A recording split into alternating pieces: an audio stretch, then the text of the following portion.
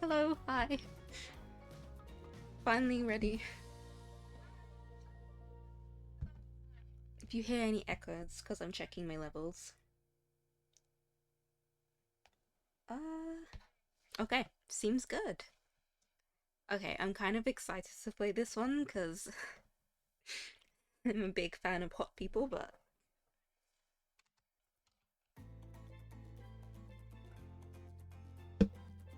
Okay.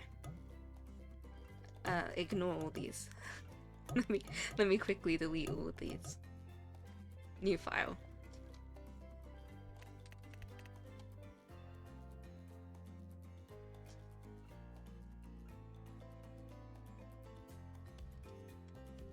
There's gonna be a lot of reading in this, and I'm severely dyslexic, so we're gonna see how it goes.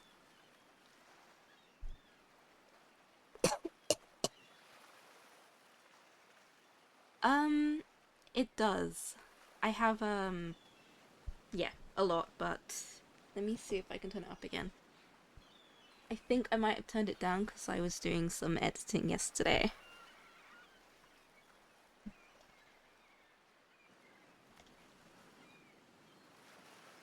Let's see.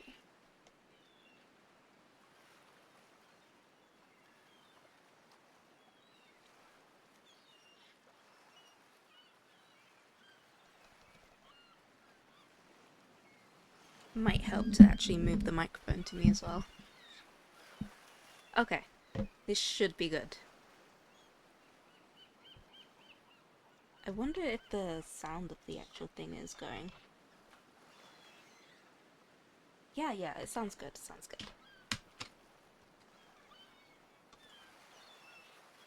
Okay. I'm such a good voice actor. You wake up on the beach, soaking wet, salt water stinging the insides of your throat as if you'd nearly drowned. Water falls from your mouth as you open it to gasp for air. You have no memory of how you got here. In fact, you can only remember your own name, but not where you came from, or a single fact about your life.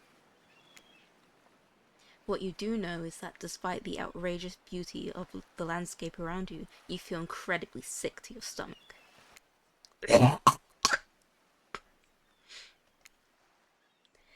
Wow, really went down the wrong pipe, huh? You need a minute, or can I go on? Because I can give you a minute. We've got plenty of time. Endless time, really. An eternity if you catch my drift. Whoa, not now, Ocean. Sorry, Kagomi. May I continue? Please, go on. I really should be doing other voices, but, I'm not gonna embarrass myself this early. Okay then, as I was.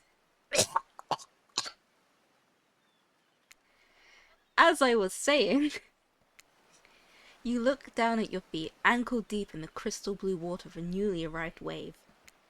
As the water recedes back into the ocean, it reveals a grotesque discovery. Oh, very grotesque. I did not mark this as not suitable for kids.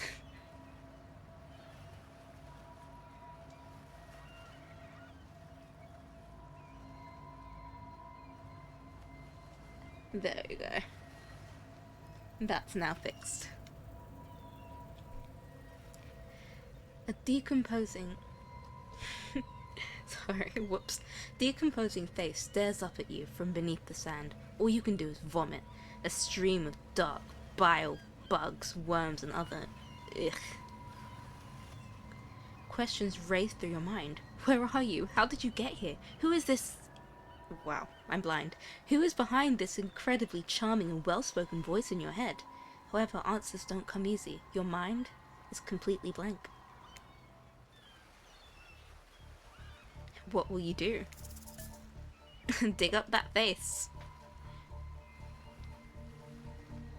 You brush the sand away from the half-buried human head embedded in the ground before you. There is nobody, just this head. As you pick it up, flakes of skin fall to the ground.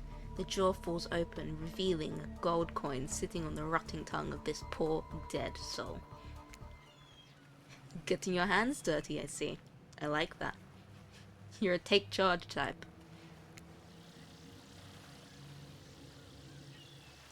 You examine the gold coin briefly, happily distracted from what has otherwise been an extremely confusing morning.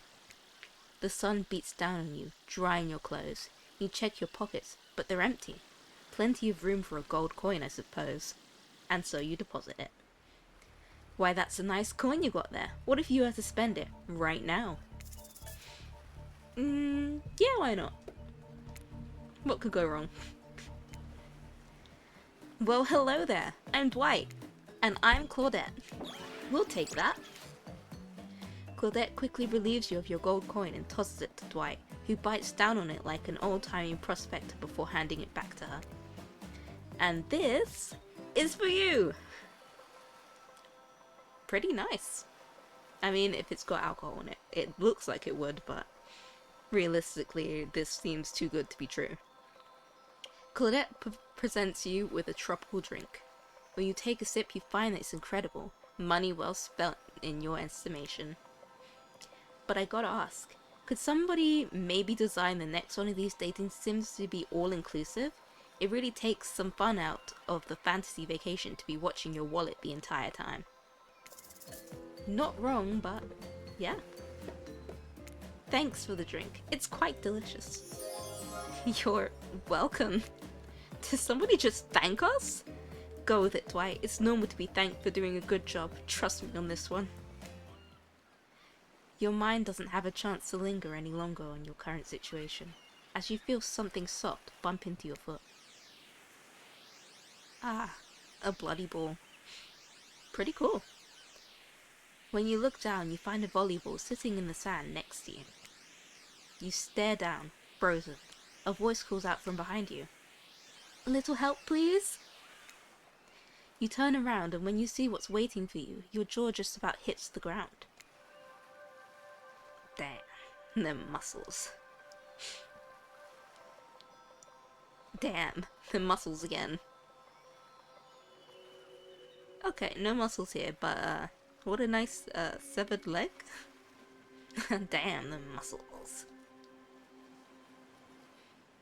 I kind of wished this game would have a DLC, because I need more. More hot characters, please. 4 gorgeous monsters stand halfway between you and a well-tended volleyball court.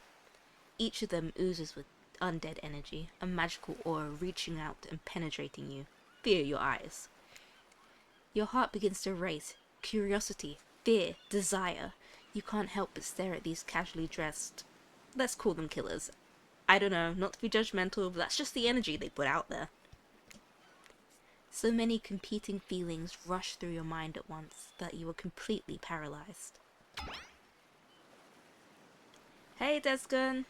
The Oka is playing a dating sim where you see hot people. And let's be honest, there are some hot people here. Hello? There are weird days, and then there's this. All you can do is look down at the ball and back up at the monstrous lineup of, well, literal monsters. Sexy ass monsters though. What do you do? Huh. What do I do? Yes, it has to be hooked on you. Not to be one of those weird people, but these monsters are hot. I'm gonna toss it back. I'm aiming for Huntress this time. You bend down and grab the ball. It's warm from sitting in the sand on this beautiful day. When you give the ball a toss, it arcs beautifully through the air and lands right in Huntress's hand. Okay, guess that was the right option. Not bad, stranger. Huntress' muscles ripples as she grips it in her hand. Wow. I can't imagine that, but wow. You look her up and down and consider what it might be like to be held in those strong arms. Warm perhaps, maybe a little sweaty, but that's okay. It's natural. Try hard much? Blech. They're speaking directly to you, but you can't bring yourself to answer. You're entranced. When you snap out of it, you realize that everyone has gone back to the volleyball court. Alone again, you look across the beach at these strange residents who casually bat a volleyball back and forth, happily ignoring your intrusion on their private beach. Should you be frightened? Worried? Excited? I did refer to them as killers, not to give too much away. But at the same time, damn, they are looking appealing in their own way, and nobody so much as lifted a blood-soaked finger in your direction. Don't be scared, Kagomi, you were made for this. Well, geez, if the spooky ocean voice says not to be scared, I'm sure it's all gonna work out. With no good reason not to, you head to the beach and see what happens next. I'm not gonna lie, I'm here for it. Oh, don't mind me just changing some settings. It seems like you've derailed the volleyball game just by showing up. You derailed the game just by showing up, nitwit. And I guess you're also a nitwit. And also I realized that I think the sound is all weird.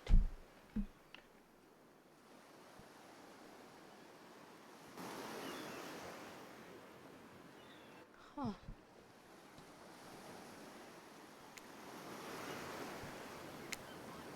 I'm gonna turn it up. Hopefully that works. Look, it's best to just go with what Trappers says when he says it. That's a policy I hold for pretty much anyone who always seems to have fresh blood on their hands. Hey, don't worry about it. It's just a game. Existence, that is. Besides, you seem a lot more interesting than a silly game. What's your deal? What brings you here? You mean they're here to do more than distract from my total domination?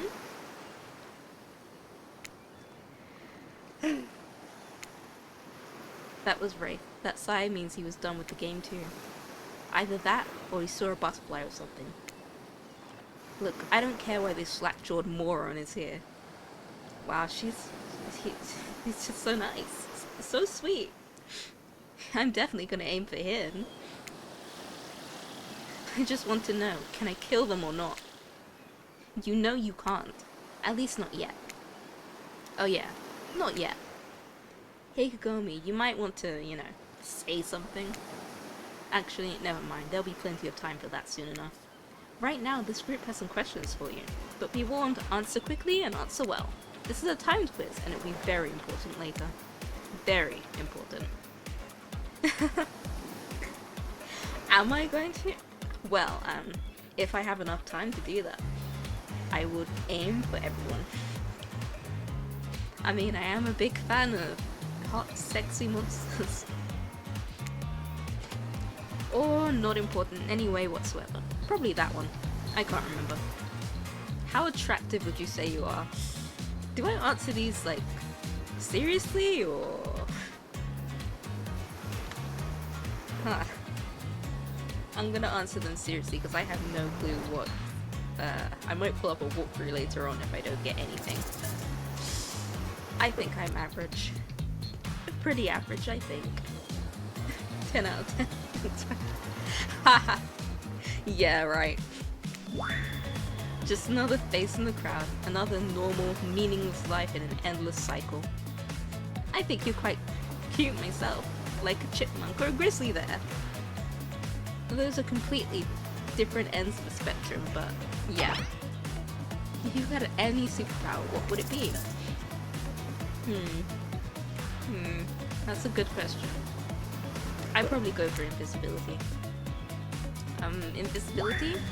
Same. Although sometimes I think I already am.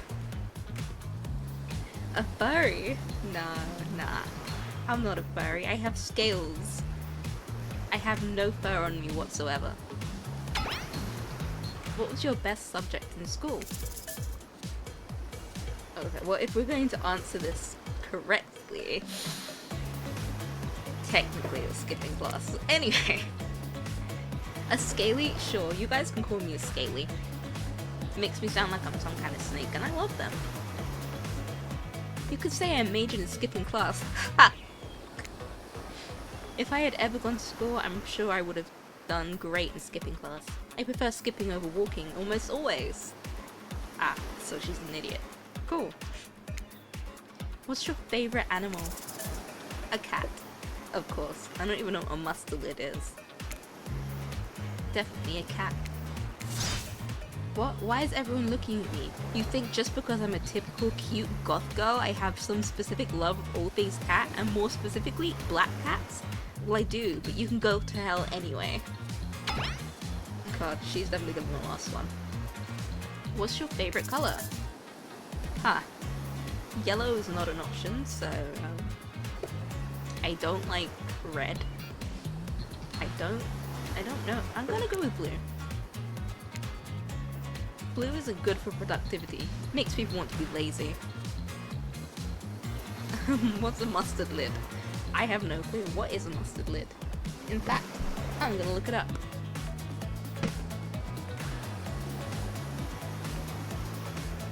Let's see. Mustard lid. Oh, so cute! Oh my god! That's actually fucking adorable. Hold up, hold up.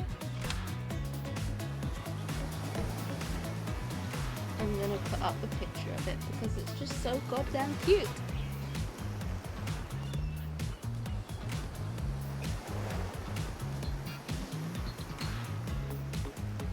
Wow, that's fucking huge. Wait.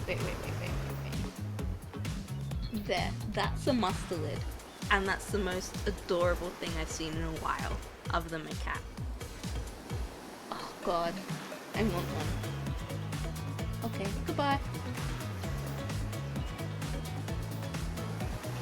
Back to the game. What's your dream job? Good question. I mean, it does look like one. It probably is from the same...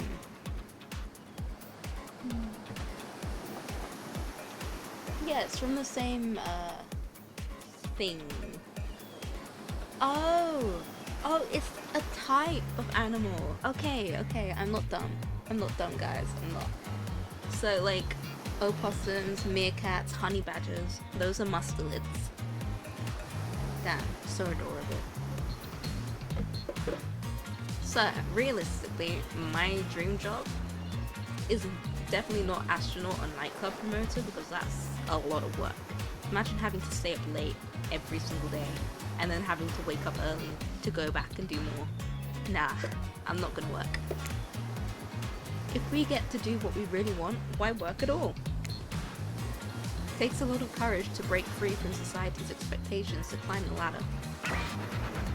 Only she could spin laziness with some grand crusade. These damn millennials. Bro, making me feel like a hag. The best flavor of... This is the worst possible question you could ask. Vanilla is awful. Chocolate is awful. Honestly, out of the two, I would rather go for horseflesh. Horseflesh? Horseflesh. I mean, ocean sounds. Like, whoosh.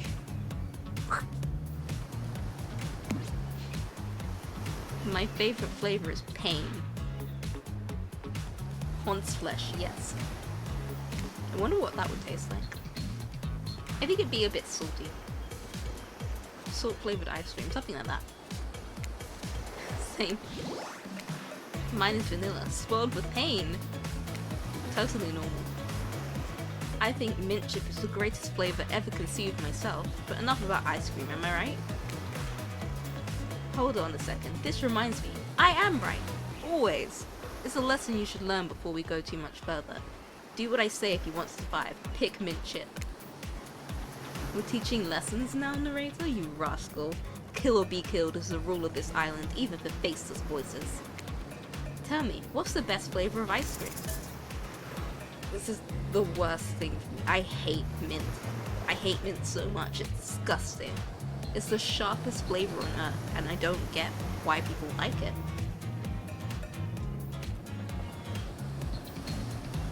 Okay.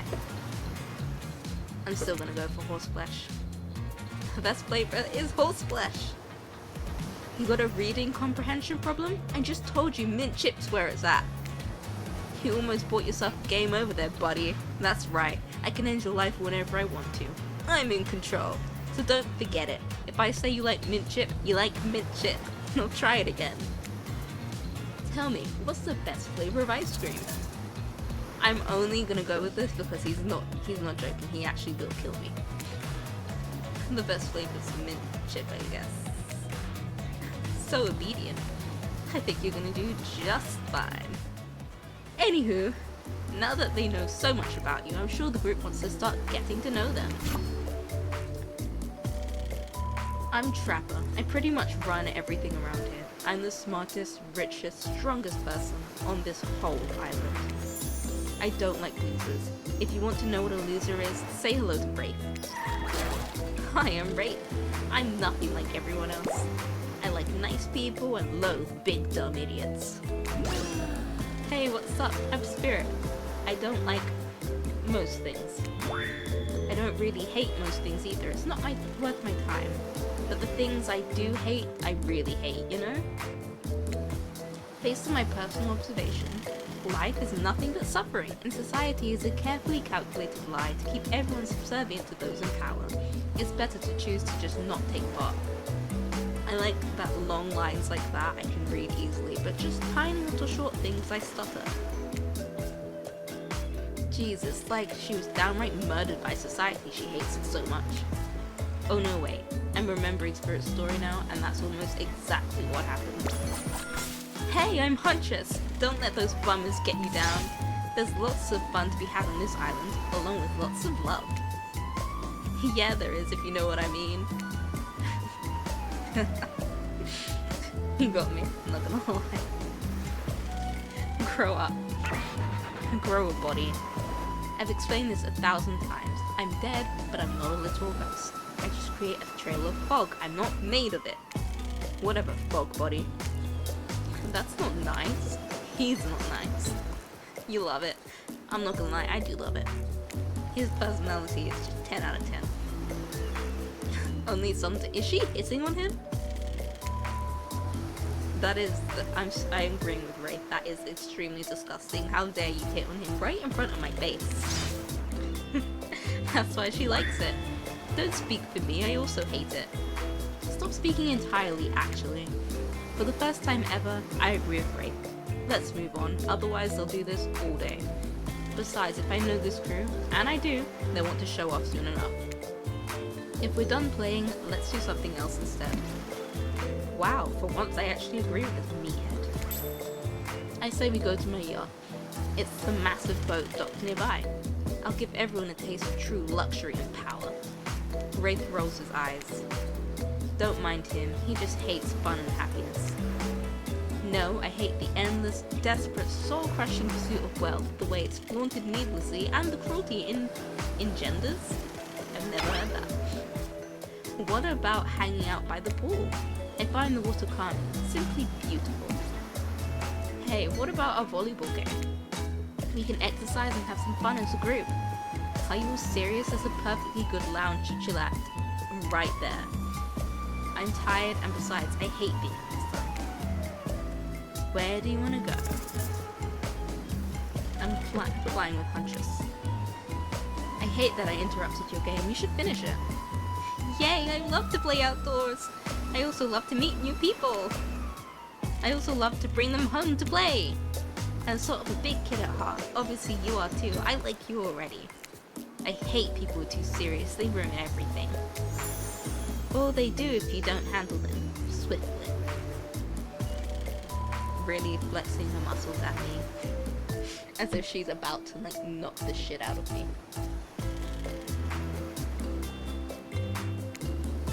Hold on. Just for one moment. This is Dwight and Claudette, our activities coordinators. They're also the cooks, waiters, bartenders, janitors, and every other job. They're the only help remaining on the island. This place we call Murderer's Island. Cue dramatic musical flourish.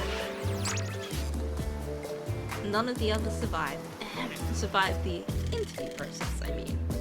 Hence why we shall wow, I can't read.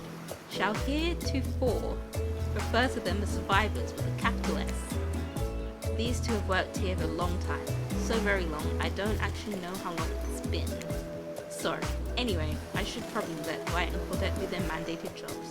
They sure look happy, but they're vibrating with nervous energy that's starting to give me the creeps. You will now escort the group to the venue of your choosing. However, in the future we recommend waiting for us to present you with your options whenever possible. And don't just run off to various activities unsupervised. We don't have much autonomy around here. Oh fuck, I just skipped it. I'll pretend like I knew what they said. Oh yeah, I agree.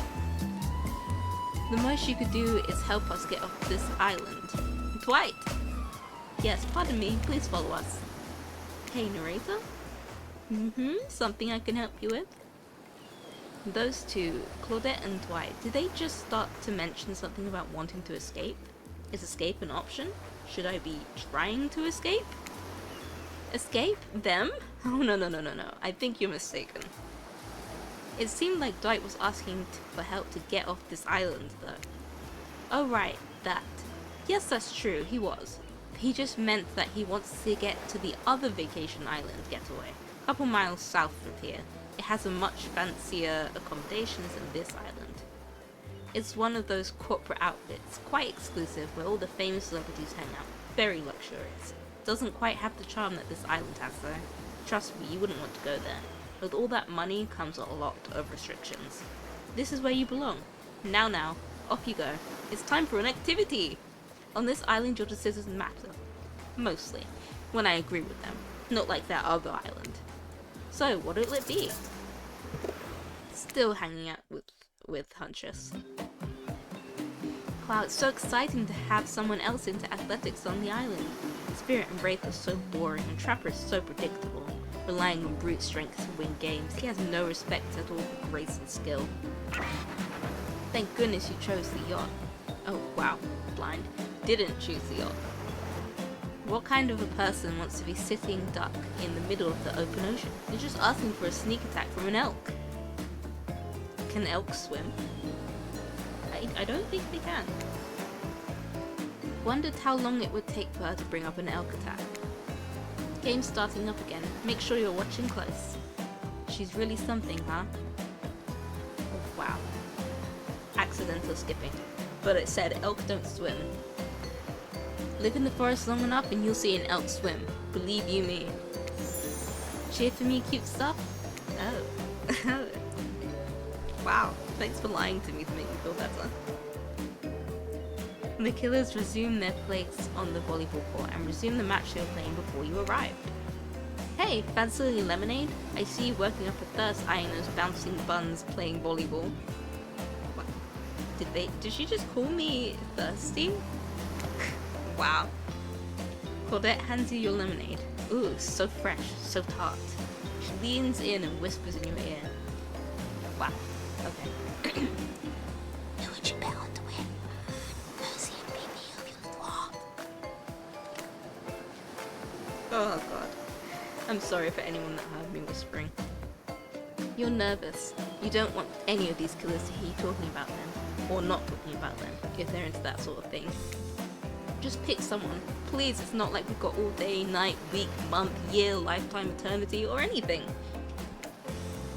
Who put sand in that guy's shorts? Sheesh. Okay, I think, Huntress! Oh shoot, Huntress overheard you. Oh, you've got your eye on me?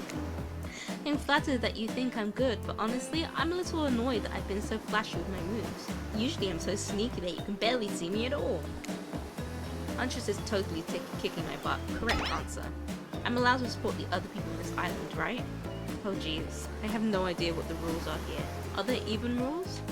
I should have stayed in my secret Larry. My secret Larry. Wow, what a game. It's a tie! Can there even be a tie in volleyball? No one knows since this is everyone's first time playing. Isn't it a little too convenient that it's their first time playing the moment I get here? Pretty strange. These killers don't usually have time for sports teams, for team sports amid their busy schedule, brutally tearing survivors to shreds. Hey, is Claudette crying? Are you okay, Claudette? Probably just shedding a tear for her fellow survivors. You know, this resort had 4 employees when it opened. It's nothing, I'm totally fine. Whatever you say, boss. Oh look, the killers have dispersed and are all cooling down in their own way. Spirit is reading a novel, trappers stretching sensually in between chainsaw curls. What are chainsaw curls? Like the actual chainsaw thing, the blades? Wraith is standing on the beach, desperately hoping that the sand will swallow him up, and Huntress is doing some target practice with her bloody hatchet. You feel a nudge. Dwight is looking at you expectantly. You should really make a move. Life is short.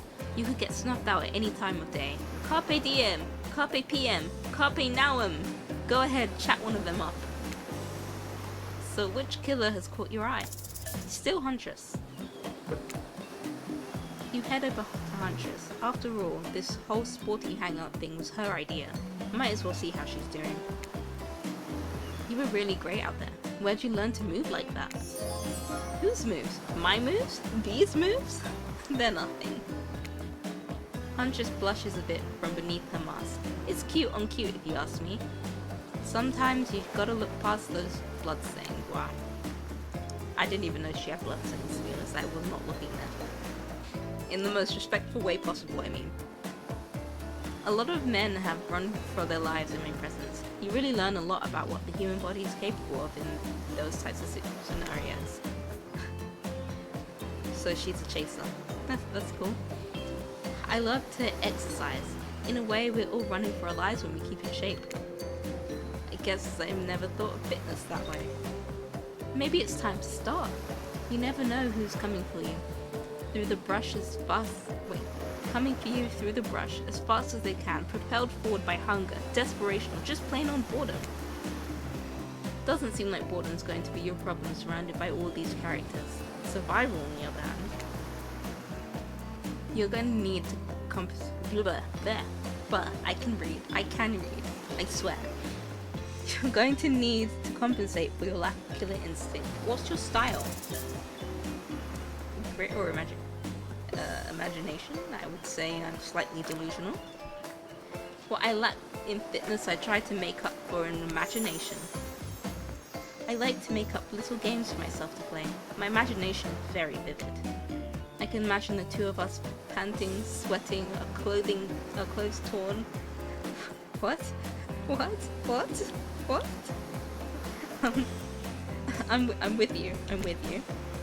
Our hands gripping the sheer face of a cliff rock wall as we climb.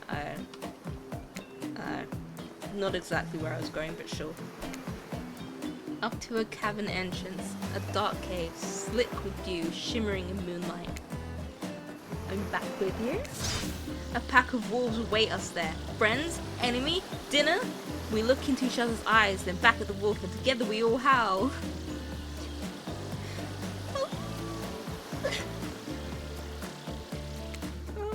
I'm embarrassed by that, but I'm working hard. I'm doing proper voice acting. It sure sounds exciting.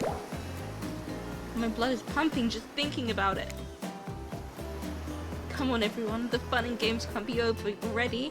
I get it. Volleyball? Not ruthless enough. Look at us, we crave action, we crave excitement, we crave the thrill of the hunt. It's time to see if our friend here has the hunter's instinct. I saw you surveying me like prey on the volleyball court, Kagome. Huntress waves her bloody axe in the air, and you step back nervously before you realize she's not waving at you. She's handing it to you. Don't worry, I've got several of these. It's important to hone your skills, especially when you're in a new place where threats may lurk around every corner. You need to make sure that you are the biggest threat of all. Just don't aim those things at me. You can't even see me. Oh, cool.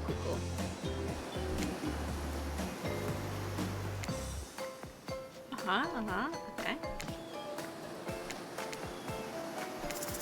Let's try this. Away we go. Show 'em what you got.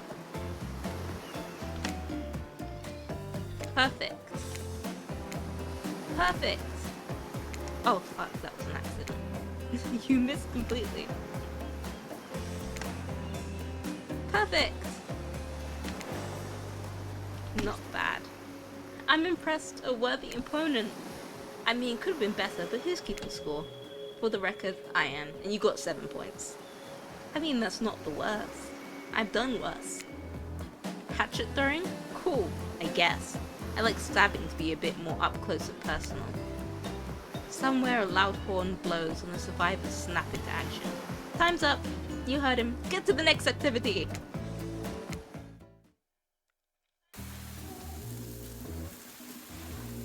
Seems like the next activity is mealtime? How quaint. You're expecting what? Capture the flag? Do you know how complicated it is to run a game like that? Much more so than sitting and talking. You arrive at the cookout area to find an assortment of picnic tables scattered around.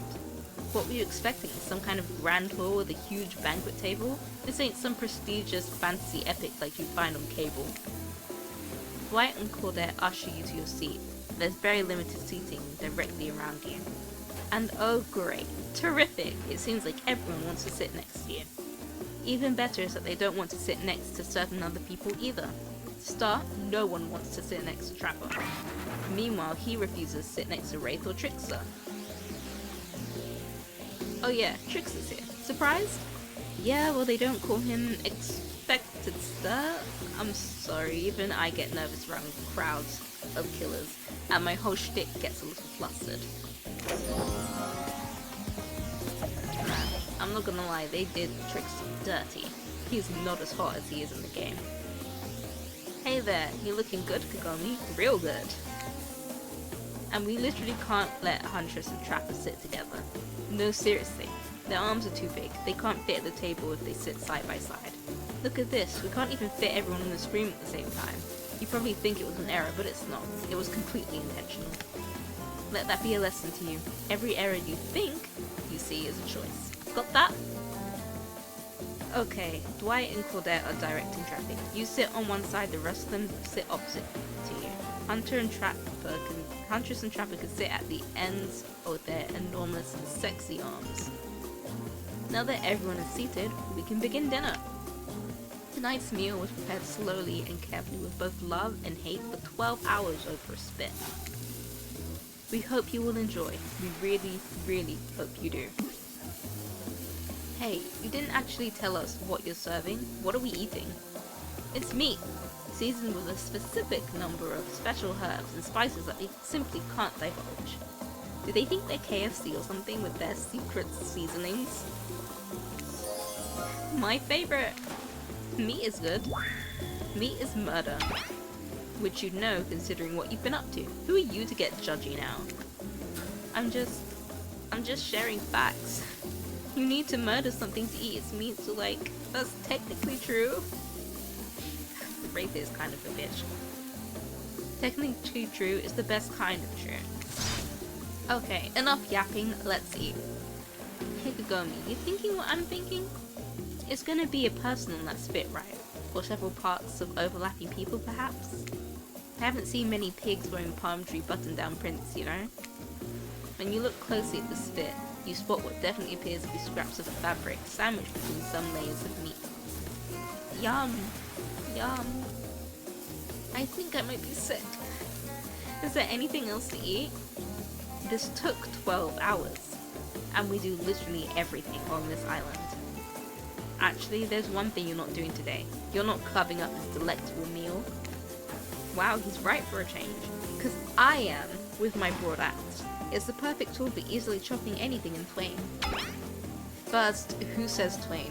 Sometimes I swear it's like we're all from completely different historical eras. Second, I'll handle this with my cleaver. Fast, powerful, and clean. At least it's clean when the meat's cooked. No blood. Ugh, you two are your ridiculous bicep swinging contest. Enough! Grow up! Obviously, my gorgeous katana is the only option. Obvs. The hell it is. Oh, I'll show you both my katana and send you to actual hell if you'd like. Please stop, please. I hate when we fight, or talk, or even look at each other in the eye. I can do it. I have the skull of Azeroth. Great, instead of slicing up, you can club it to a second death. Hey, Kagomi, I know this isn't what you want to eat, but hurry up and volunteer to carve Felix. I mean, dinner. Otherwise, this will go on for hours. No hyperbole. They once argued over who had the most effective weapons for 72 straight hours. And it doesn't matter which one does it. When they're done, they will take even longer cleaning their weapon, all while explaining the value of maintaining the tools. Despite being a bunch of cold-blooded killers, for some reason they're always afraid of tetanus. Hey, why don't you let me carve up dinner? Splendid idea. We hate for it to get cold. He hated when it got cold. Here's the machete, freshly sharpened. Another minigame, cool.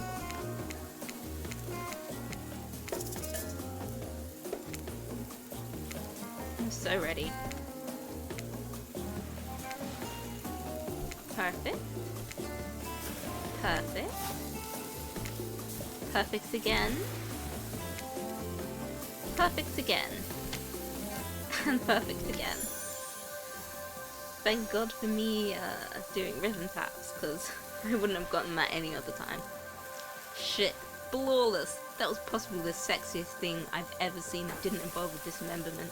Maybe we should skip dinner.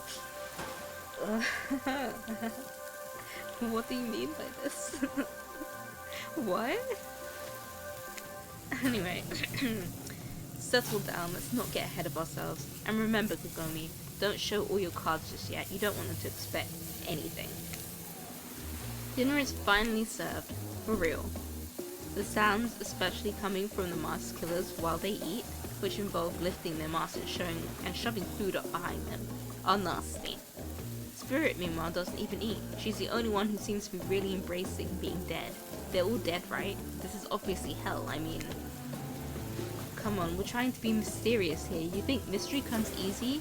Claudette and Dwight aren't the only ones who've been working their asses off to make this night perfect. Well, at least they're lifting their masks. This is only 99% as disgusting as it could be if they just tried to mash this stuff through there. Spirit, why aren't you hungry? The two best things about being dead is not having to eat. That's only one thing.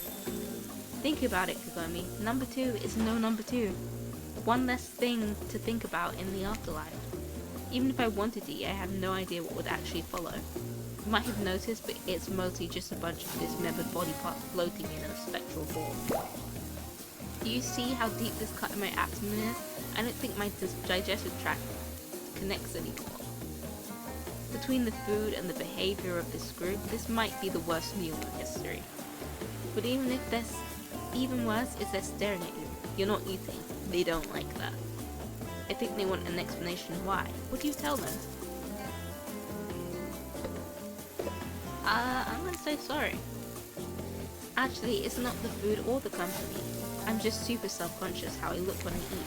I was just pretending to be grossed out by dinner so I'd have an excuse not to chew in front of everyone. Sorry if that makes things awkward. I'm actually extremely hungry. Yeah, watching people eat is gross, but try and relax. Not worry what everyone thinks. It's so important to always remember people are watching you and judging you. Definitely not ignoring you. Right, guys? Is anyone listening to me? Wraith. So special. Typically, a group that includes one, if not more cannibals staring at you with meat juice dripping from their chin would be quite scary. However, right now you're barely able to keep your head up, let alone get scared and run away. I'm a narrator and not a physician, so please don't take this as medical advice, but I'm pretty sure you need to eat to survive. Oh hey, it's me again, your friend, mentor, and guide. Narrator to the narrator, the ocean. Not sure how I feel about that characterization, but I'll allow it. I brought you here, and I might be the only one who can help you now. There's only one thing you must do to survive. You have to figure out why you're really here. No one can tell you, not unless you follow the right path, or at least a right path. There's too many of those to count. Hopefully you pick at least one of them, because there are even more wrong paths. Many of them lead to your demise. Others lead to something even worse. Starting scenes over and having to fast forward back to where you were, am I right? But this place holds many secrets. even from itself, but the one that truly matters can only be learned if you answer the most important question. Why are you here? Why are you here? Answer that and you'll learn the truth. The ultimate truth. Vague, mysterious. I gotta give it to this ocean character, there's some quality early game storytelling. Hold on, I'm back. One more piece of advice. You made many choices by now. Some of them I liked, some I did not. It's in your best interest to make more choices that I like. For the choices might be yours to make, but they're mine to reward. And if you want to truly succeed in this place, you'll need my help. Things on this island are not what they seem.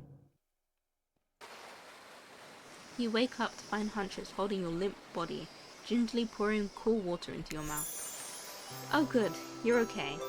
Sometimes when I try and care for people, they always have a way of ending up less alive than when I started, which would be a total bummer if that happened to you. It's been so long since I had a normal, happy, healthy living person around. Usually I'm just falling into the same old routine of smashing everyone's heads open with a hatchet. Cool, don't do that to me though. Before I really get to know who they are as a person. But you're not nearly as scared or too busy within writhing in pain to see me for me. You feel nervous in her arms, not just because they may be crushing you a little bit, but because she's beautiful. Yes, beautiful, but I was just gonna narrate that fact, not, say it out loud as a single word like some creep. Beautiful mask, your bunny mask is quite gorgeous. Nice recovery, but now you're awake and talking, you gotta keep this up. Did you make it yourself? You're the first person to ever ask me that. Yes, I did. I can tell. It does look homemade. You seem so quirky and cool, you could do anything. Own an Etsy store, be a doctor. Why is it that you kill people? Huntress sighs. You can practically see the memories flicking across her eyes. But she hasn't tried to kill you yet, so that's a good sign. It's all I was ever taught to do as a young girl, so I thought it was right. Even though the mask, you can see that Huntress is blushing. Oh god, I can't read. I really can't. Even through the mask, you can see that Huntress is blushing a bit. It seems like your line of questioning has made her a little nervous. Hey, you didn't eat much at dinner. Want a snack? She offers you some jerky. Probably human jerky, but her spice game is on point because it smells pretty damn good. I'd love to decline it because that's human jerky, but I guess I'll accept. I mean, sirens probably eat humans, right? When on Murderous Island, you might as well eat as the killers do. Plus, you really are hungry, and you can chow down on jerky essentially, right? I don't think you can. I mean, I haven't tried, but I don't think you can. I'd love some. After a moment of quiet chewing on what you choose to believe is not human thigh meat, you decide to be bold and ask another question. Have you ever been in a relationship before?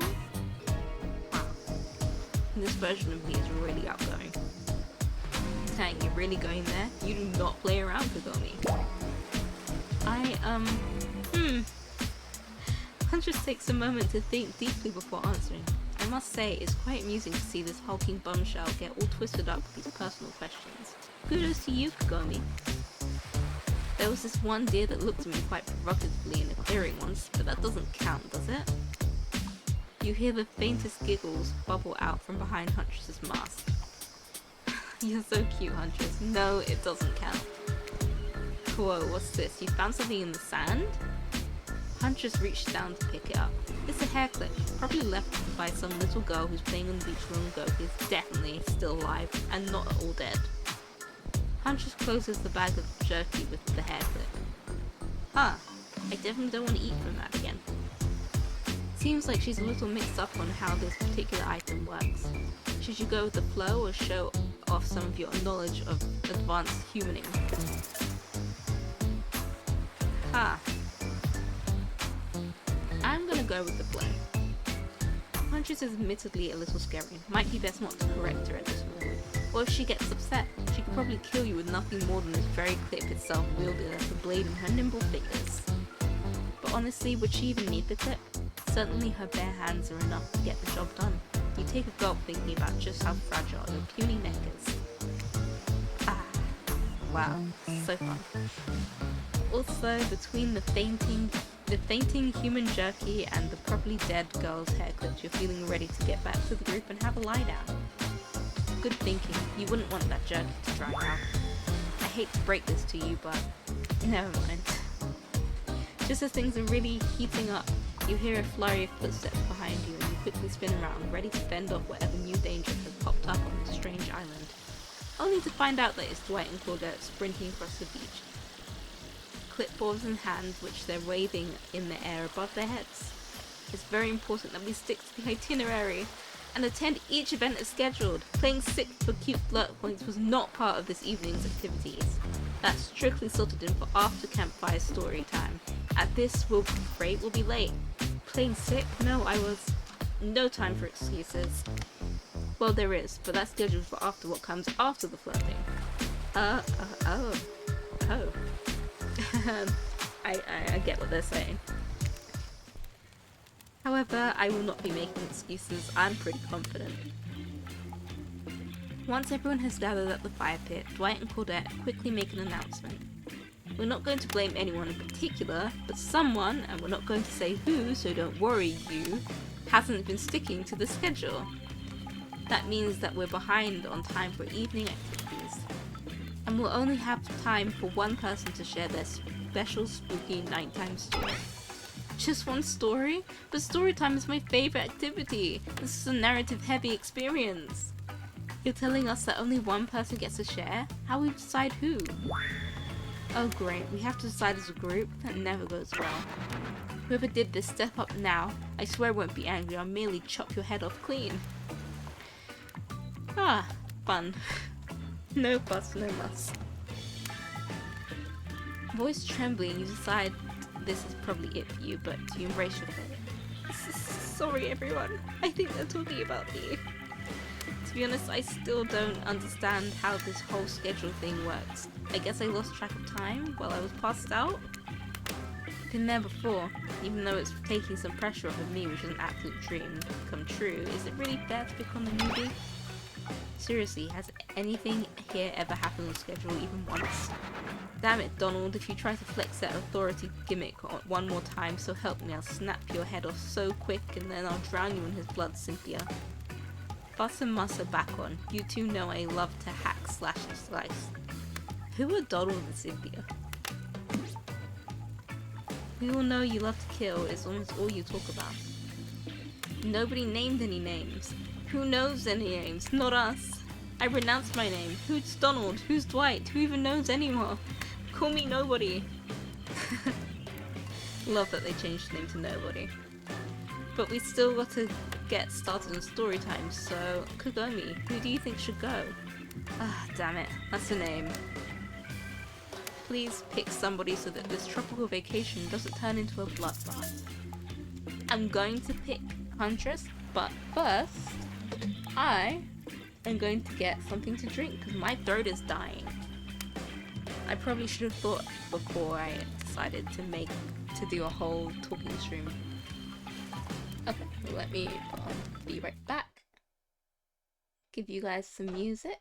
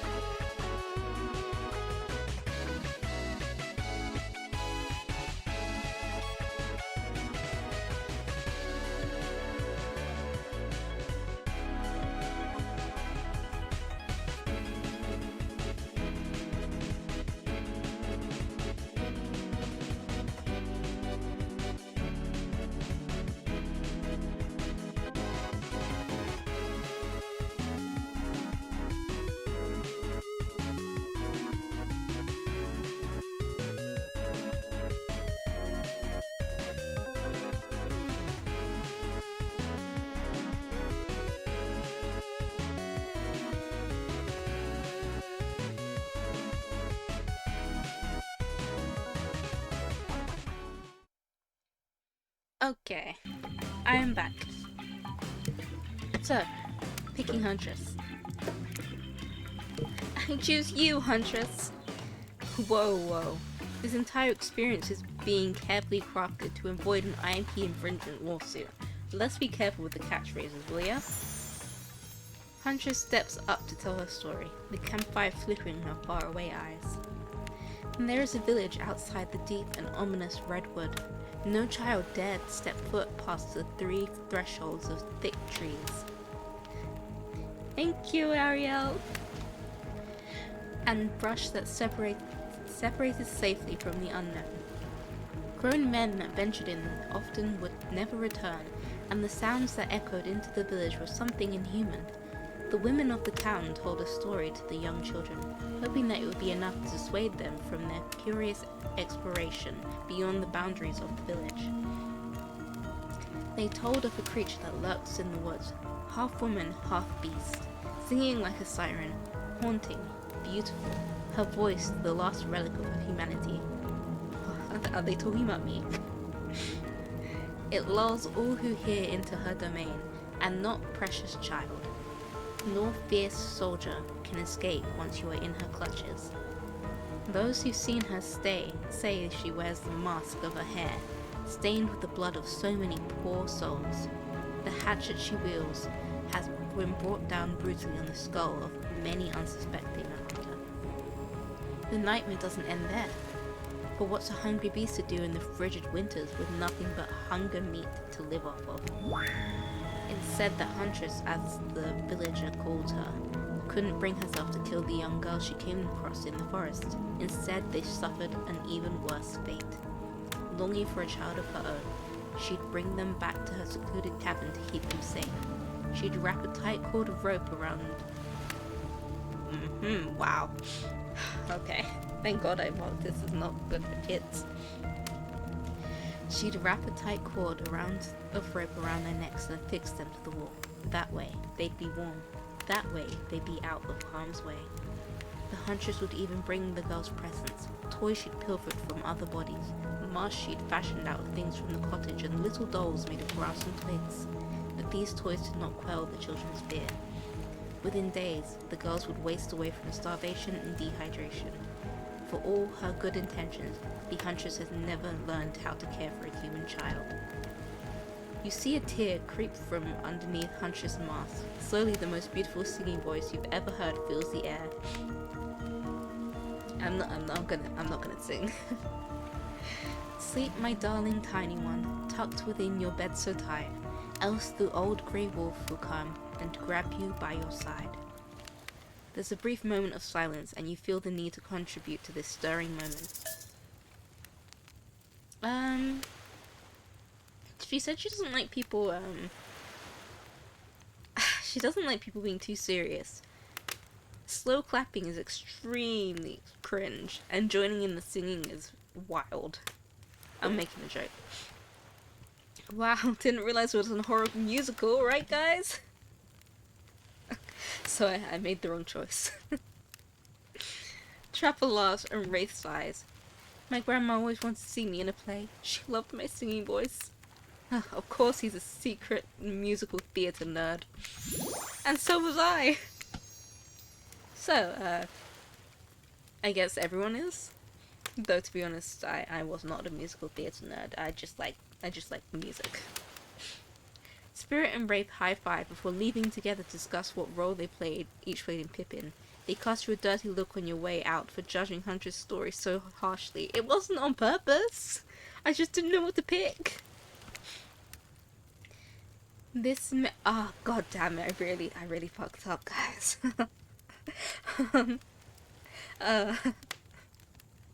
Oops.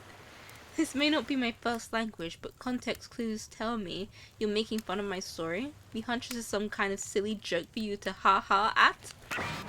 The only monster in this woods is you. Huntress kicks sand into the fire pit and storms off in a huff. Now you've done it, you insensitive fool. There's no need for bullying, these killers are so complex. On that note, everyone decides it's time to take a break and split up for a little bit so that they can all have a moment alone before bed. Wow. Everyone leaves you and you're alone by the fire. The only thing you can hear is the ocean slowly lapping against the shore. This is nice. A true moment of peace and tranquility that lasts for all of 7 seconds because Trickster shows up and he's blaring his latest song. Wow, this is great music. Hey baby, you lonely? Mind if I join you? He doesn't wait for an answer. I know you've been hearing from these guppies all day, but I want you to hear from something from a big fish like me. Something special. Those in charge of this island don't want you to hear.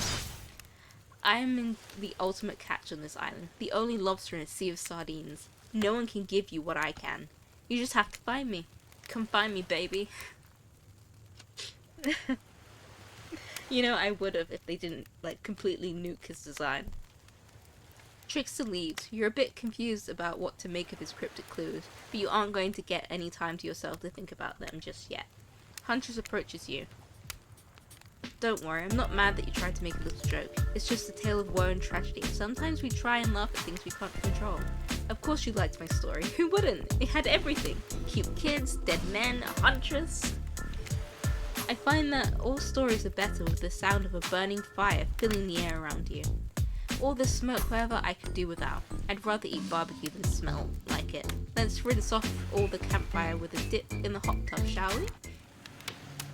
Dipping in hot tubs with the Huntress? You've come a long way in a single day. I'm not saying you shouldn't follow her with an offer like that. Just don't forget a little talk. The one where he said he wants me to pick everything that he likes? Cause, I don't know what he likes. You and your storyteller friend slip into the water. It's just the right temperature for an evening dip. Plus, if some angelic shark comes along and manages to jump from the ocean into the pool, you're pretty sure your killer companion can handle it. Before you run off, I wanted to make something clear. You know that half woman, half beast I was talking about in my story? That's me. I'm her. I mean, no shit, but thanks for telling me, I guess. No way, how cool! That's really awesome. Thanks for being vulnerable and telling such a personal story. Huntress bows shyly twirls her hair. Tell the truth, what did you think of my tale? Do I have the makings of a best-selling author such as the comedic mastermind Dostoevsky? I'm gonna just say that I said that right. It was a really well-told narrative. Clear beginning, middle, and end. Riveted from the start. Plus all in the forest. I mean, you are clearly not a true villain. You're just a traumatized child. Okay, now you're just being a suck-up. And I entirely agree. I wouldn't have said that. Huntress' eyes leer at you from behind the mask. She had the time in the spotlight and is playing coy now. Call out her tired story. That's so rude. Why would I do that? You chuckle awkwardly at Huntress' statement of the obvious. Why are you laughing? I can't help but giggle when I'm both about to die and also maybe falling in love. That's so cringe. Oh god. Okay, we can do this. You can't believe how awkward this intimidating woman seems right now. It's actually pretty endearing. You notice the temperature has dropped significantly despite your steamy company. It's a little chilly and your bare shoulders must be freezing. Let's head back to the fire and put me to bed, eh? We hate to intrude on whatever smooth moves you are about to unveil, but it's time for bed. Usually nighttime is when I do my best hunting, but after a day like today, even I'm pretty toughed out. Will I see you tomorrow, Kagami? Only if I don't see you first! Oh god. You make a cute little bow hunting motion. Huntress catches the imaginary arrow you shoot in her teeth. Okay, and then bites down hard, snapping it in half. At least you think that's what she's doing. It's kind of hard to tell. Good night, my little snack. God, every moment I regret picking this game. I'm sure that wasn't a reference to actually eating you. I mean, it could be. It very well could be.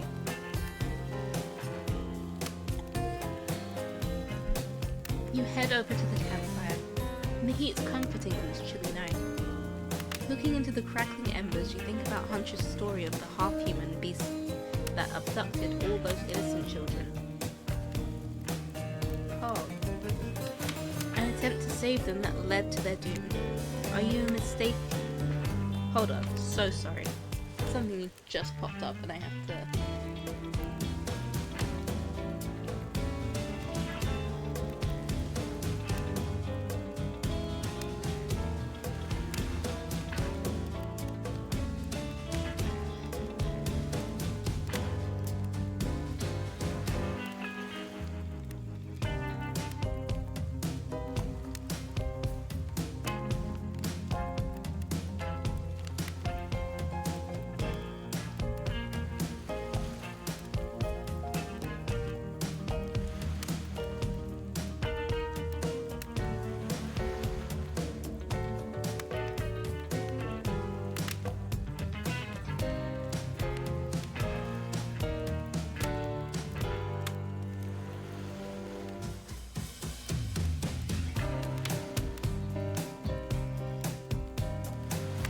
Okay. Are you a mistaken prisoner here on this island? Is this your salvation, or will it be your demise? Before you can dwell too much on your fate, Claudette and Dwight arrive. Their now familiar creepy smile stretched from ear to ear. It's a bit menacing to see a smile like that lit by firelight. We must apologize for the accommodations. We weren't prepared for another guest, but we're going to make you comfortable, or die trying! They hand over a pillow and blanket and welcome you to snuggle up by the fire. Perhaps some music will put you at ease? Just try to keep the volume to a minimum. Our other guests aren't the types you want to rub of their beauty sleep. Minigame again. Okay, I don't know why we're doing a minigame, just skip that. As you relax and look into the fire, the radio begins to buzz and flicker. You examine it and decide that you might adjust the dial and fix it. Okay, I'm gonna close my eyes for this.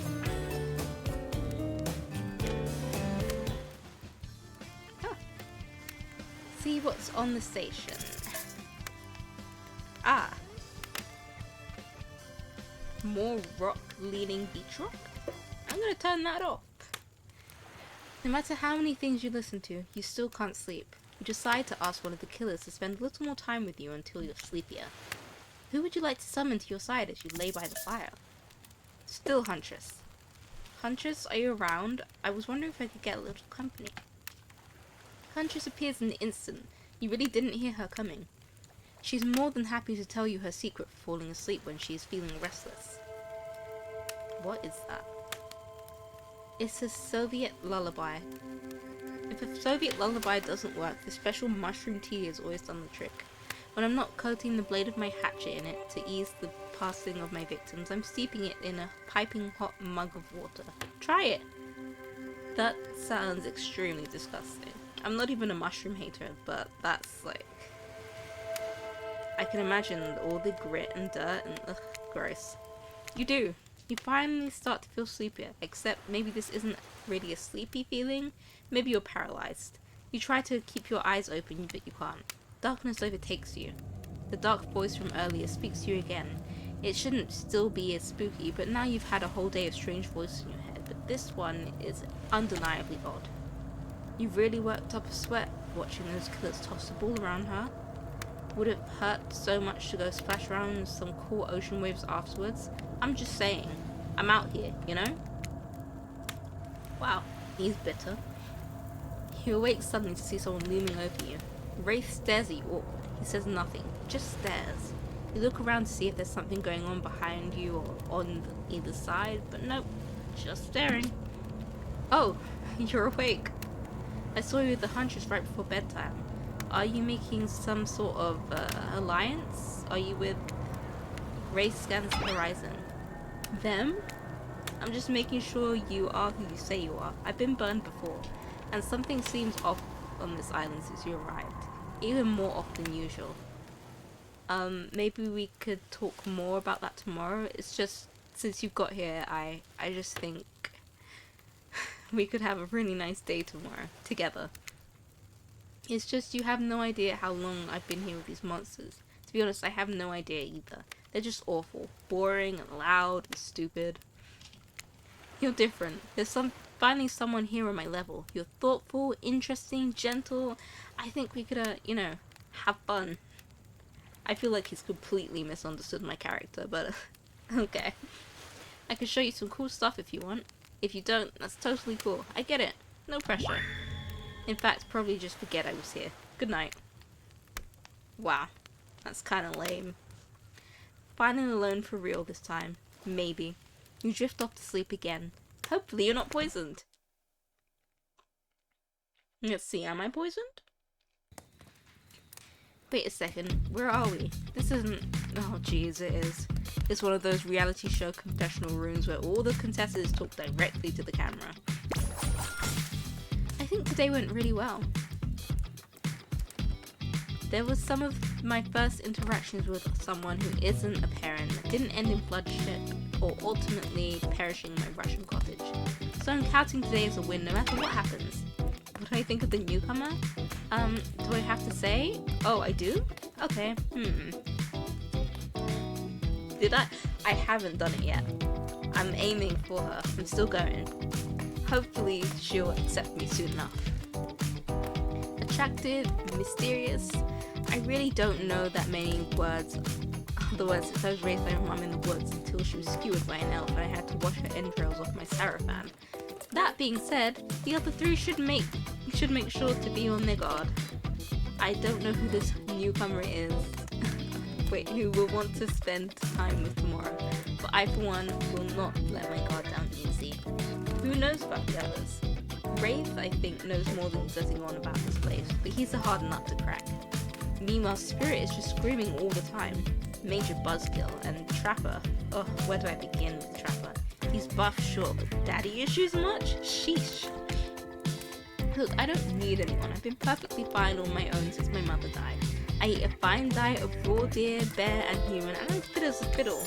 That being said, something about this newcomer makes me think that I might be missing out on some huge parts of this thing called life. If I'm being honest, I want to kill just about every person I meet within a minute of meeting them. Even the few people I can tolerate and want to see suffer for a long time, before I kill them. But this person, for some reason I would like them to continue living. For now. One full step and, well, you know, everyone calls me Trapper for a reason, and they better call me Trapper. I swear, if I watch this later and you list me as Evan, I'm gonna kill you. Kill the Chiron guy. I don't really care. This island is full of people who don't really like me, so what's one more? I don't want to get distracted from my plan anyway.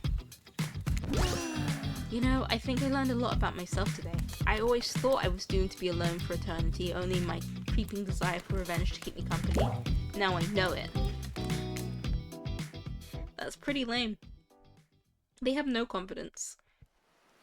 I mean, she shouldn't have any confidence because I'm definitely getting rid of her, but still. You open your eyes, the sun is shining, there's not a cloud in the sky, and you feel great, totally well rested.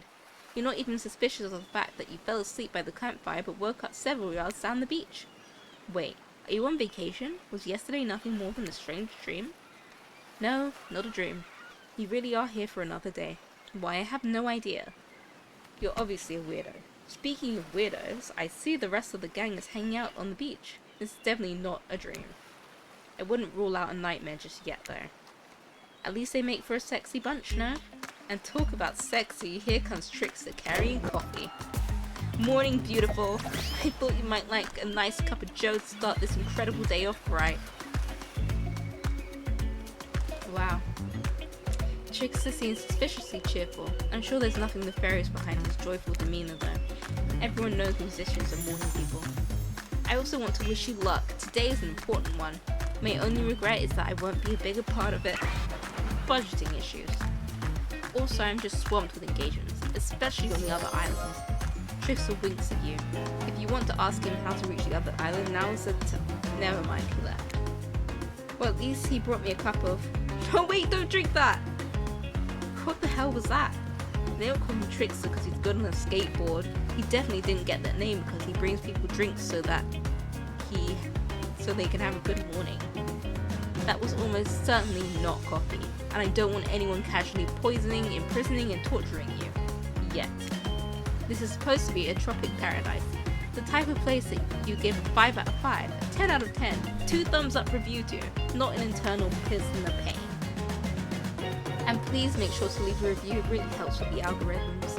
Just trust me, I'm looking out for you, so can we please move on? Hey, wait a second. How did you possibly omniscient? God, I cannot read. Possibly unreliable narrator physically just knock that coffee out of your hand. This is not Parliament, and the floor does not recognize the ocean to speak out of turn at this moment. I need no recognition, for I am the ocean. I dominate the land. I submerge those who defy me and become their watery grave.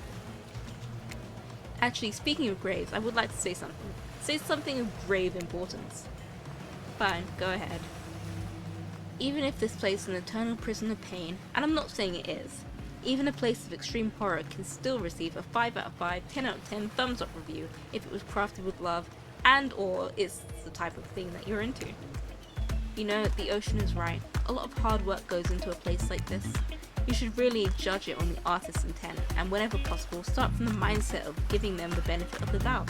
Constructing these elaborate simulations, vacations, is not easy to do.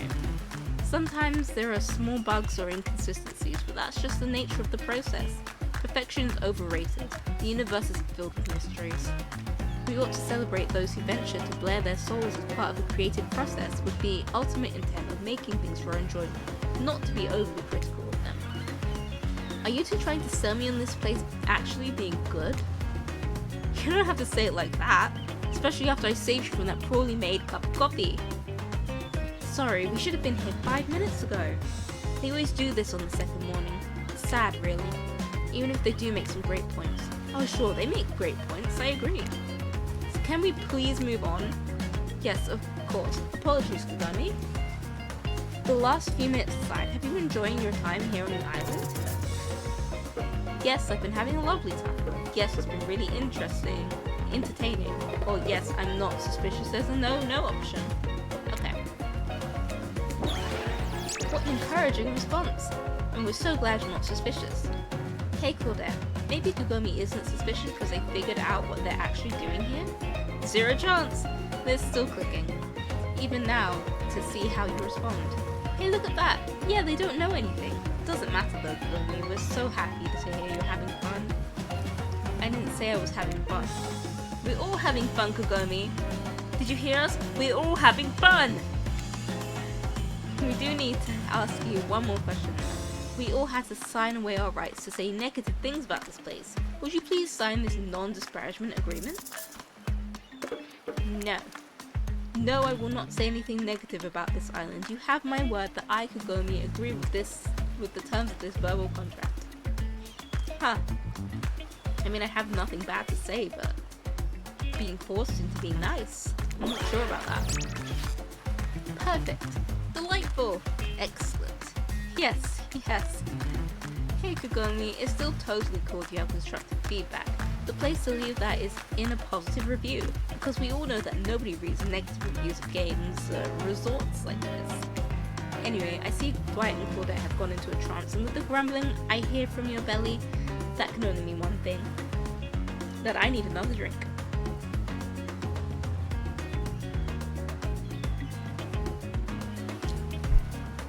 Oh god, I really needed that. Breakfast! Perfect timing.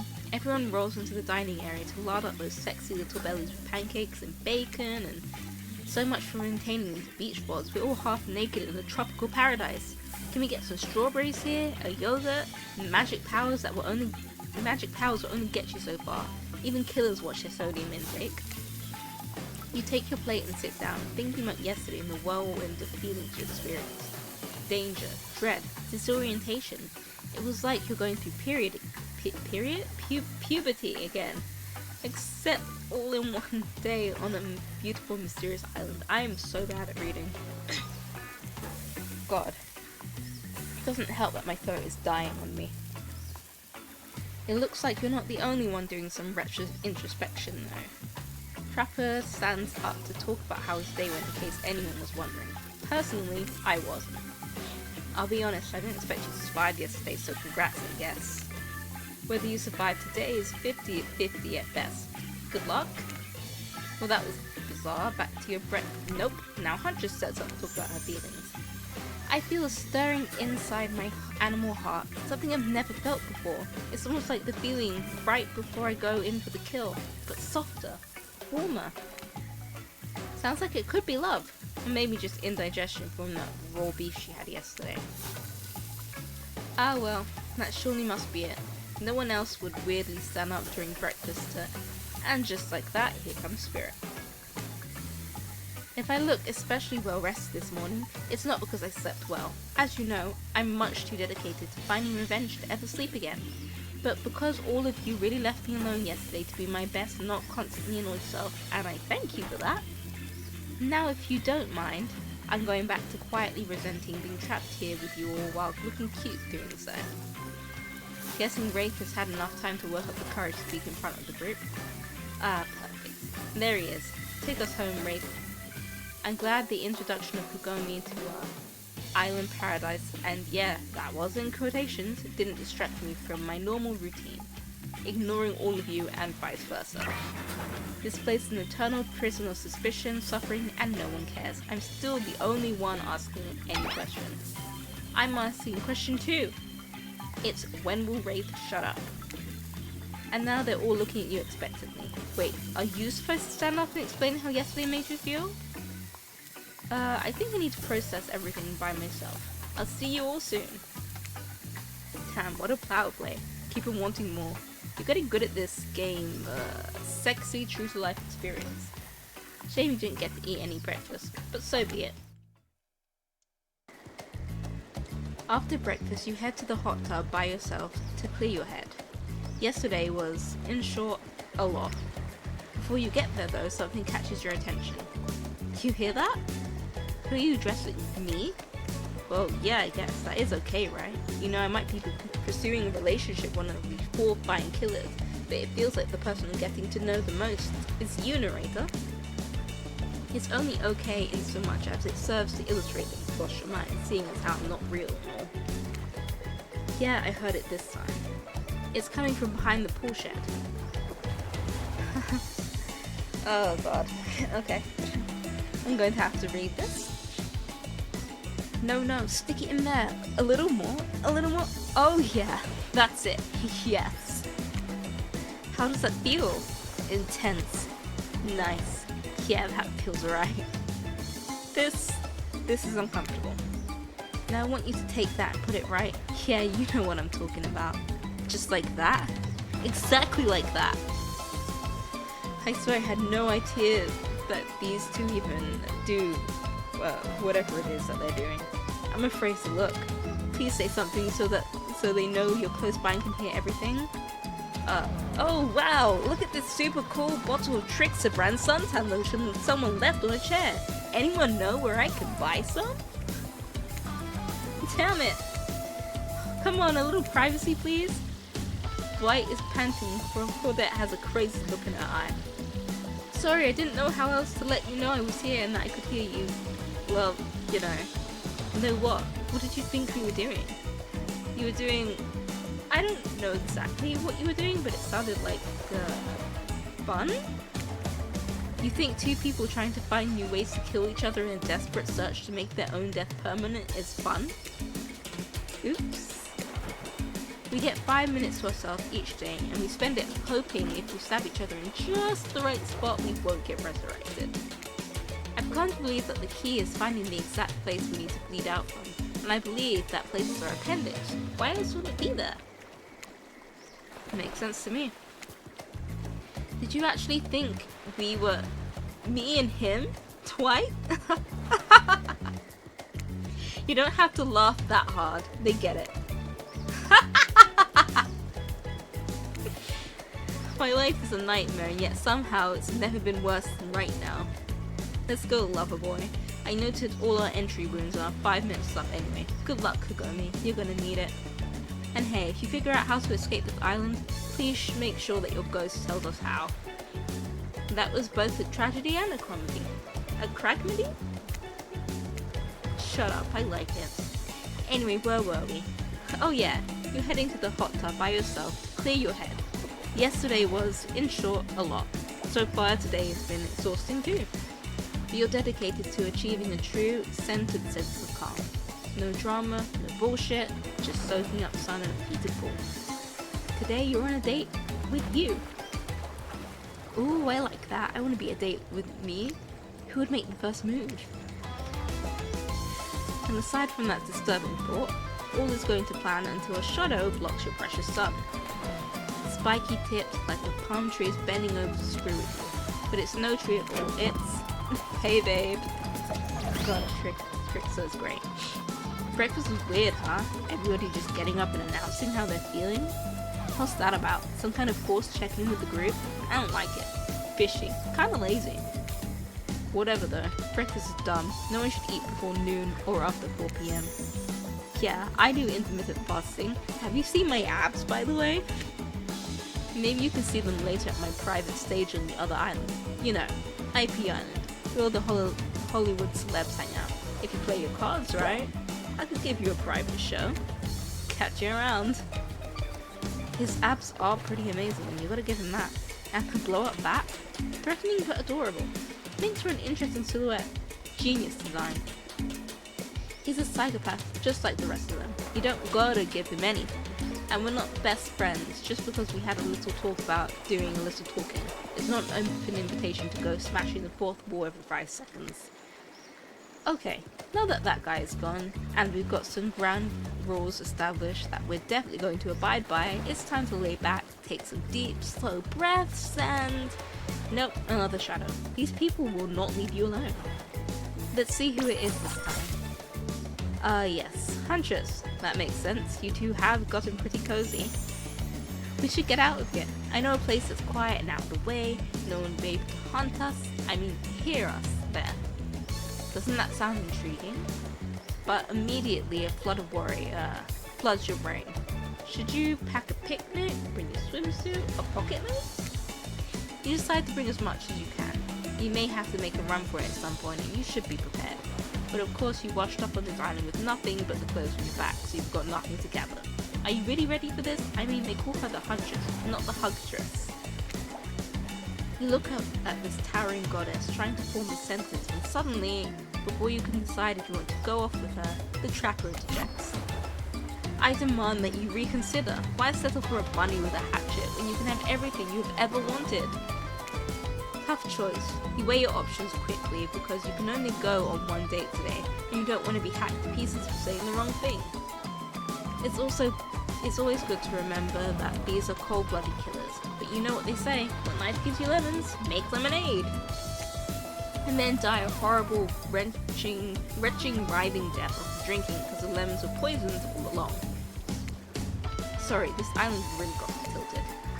So, who will it be? Still Huntress.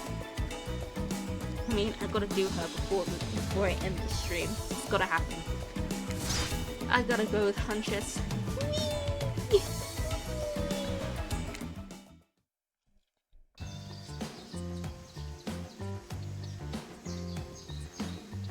Oh wow.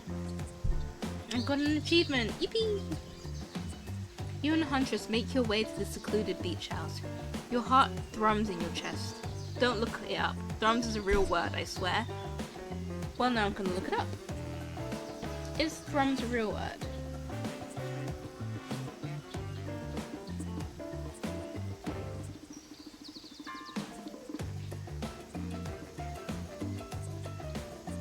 Oh, it is! It's a real word! Damn, thought they were lying to me.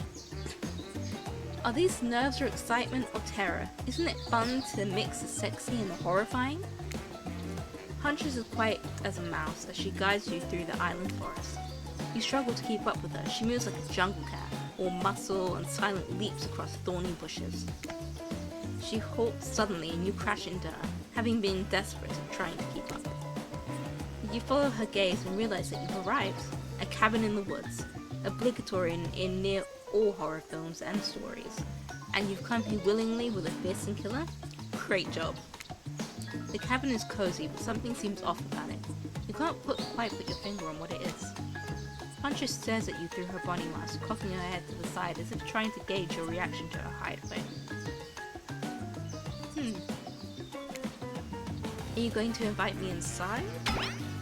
Why do you need an invitation? Are you a vampire? No. Is it just me or did Huntress seem a little disappointed? Didn't peg her for a lover of the fang, but hey, I don't judge. Come in, let's explore. Explore? Isn't this her house? Do we need to explore? You follow her inside. It's creepy, rickety, and definitely not up to code, but it has a certain homey charm. You're quite the decorator. She blushes. Indeed she is. A chandelier made of bones hangs delicately from the foyer ceiling, and a collection of trinkets lines the mantel. Something tells you that the people who once owned these things are not of this mortal coil anymore. Could you be Huntress's next victim? The thought gives you a wicked thrill. Hey, she's looking at you again. What do you think of my collection? Ha. These options are not... they're not... I don't know. I'm more of a minimalist. I could learn to like this. It's so much. Are you a hoarder? Oh, damn it! I always pick the wrong answers. Are you a hoarder? Why do you need so many watches and umbrella? Aren't these someone's reading glasses? They probably missed them. And keys? Goodness, the keys is a bit much, isn't it? Oh, thank God I picked the right one. Everything sounded so rude. Huntress lights up. She's excited that you know what all these random things are called. I so very badly want to know why humans carry around so many peculiar accoutrements? I think that's how you say that. It's a bit much, which means I've got plenty to share. Here, take this. Yippee, a key! She gives you one of her precious shiny objects to keep. No one's going to talk about how Huntress doesn't know what a key is, but does know the words accoutrements. Okay, moving on then. I can't wait to go treasure hunting with you. We could find so many goodies on this island. But first, what do you think of the other killers on the island?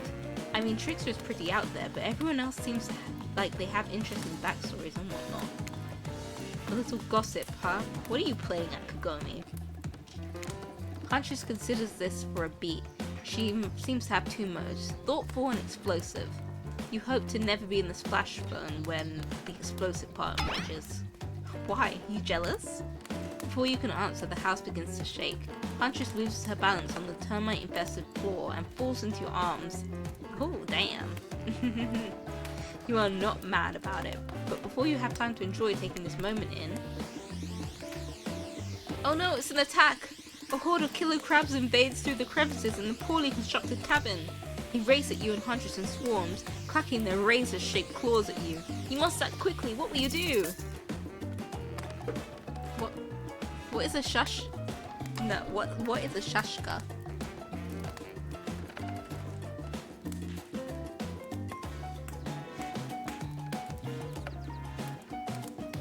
Okay, it's a weapon. Kind of looks like a like one of those fancy prince swords. I'm gonna grab a shashka. You quickly reach out and grab a shashka off the wall. Being the highly educated person that you definitely are, you know that a shashka is a Russian sword, not an umbrella or a can of cola or something else like that. Back to Huntress. Back to back with Huntress, you both hack away at the attacking crustaceans. You manage to slay the majority of the killer crabs. The ones you miss go scurrying away back into their hidey holes. Huntress turns to you with a gaze that's full of passion and intrigue. However, before it bubbles over, she looks away, suppressing this feeling. Is she nervous? Huntress sits down on the wicker couch and begins cleaning the guts off her hatchet. It's an obligatory scene for every killer. You're just happy to not be the source of what she's wiping off. Looks like we're having crab meat for dinner. She doesn't smile at your joke, she has that ponderous look on her face again. You join her on the couch. Man, sometimes those near-death experiences really get me thinking about what I want in life. I think I'd really like to start a family one day. How about you? I mean, fuck no, but I know that she likes kids. Of course, I love kids. Who wouldn't want to be a parent one day? God. Gross. Huntress smiles. I loved my dear mother so much. I can't wait to have that sort of special relationship with my daughter one day. Teach her everything I know. And I won't be killed by some horrible elk. What were you like as a kid? You try to imagine this giantess as a meek child in a puffer coat, wandering about the forest. Huntress chuckles, her laugh quite cute and soft. God. I was so innocent. We hunted to survive and went back to the cottage, and Mother would tell me stories, and we'd drink tea and imagine a life far away from the woods. Somewhere like this. I suppose I finally achieved what she always wanted for me. But since coming here, something feels off. It's beautiful and warm, and everyone is so attractive. Like thirst traps galore. I'm glad she gets me. It does feel like a thirst trap. But don't you get the feeling that something is coming for us? Oh no, she's onto you. But onto you about what? Swelling memories rush through your head. Nightmares, visions of a dark cloud, Claudette and Dwight's vacant scares that believe some sort of hypnosis. Quickly, validate her theory or try and push off. Totally, I think you're onto something. What do you know? How long have you been here? Do you remember anything at all about why we might be here? I've been having these dreams, seeing things. I think we're all serving some greater purpose here. Huntress reveals a strange object that she stole from near the stage where Trickster performs. It has some strange symbol on it. That looks like a map. Truthfully, it doesn't seem strange to you, it's just a glass bottle. However, the label is interesting. She hands it over to you, but before she can explain her theory, Claudette and Dwight burst in and interrupt. With a dramatic announcement, but it needs to happen at the beach. You arrive at the beach and realize you were set up. There's no big announcement at all. What we have here is a good old-fashioned rivalry. It's true, exactly like that voice that we cannot hear and certainly aren't referencing says.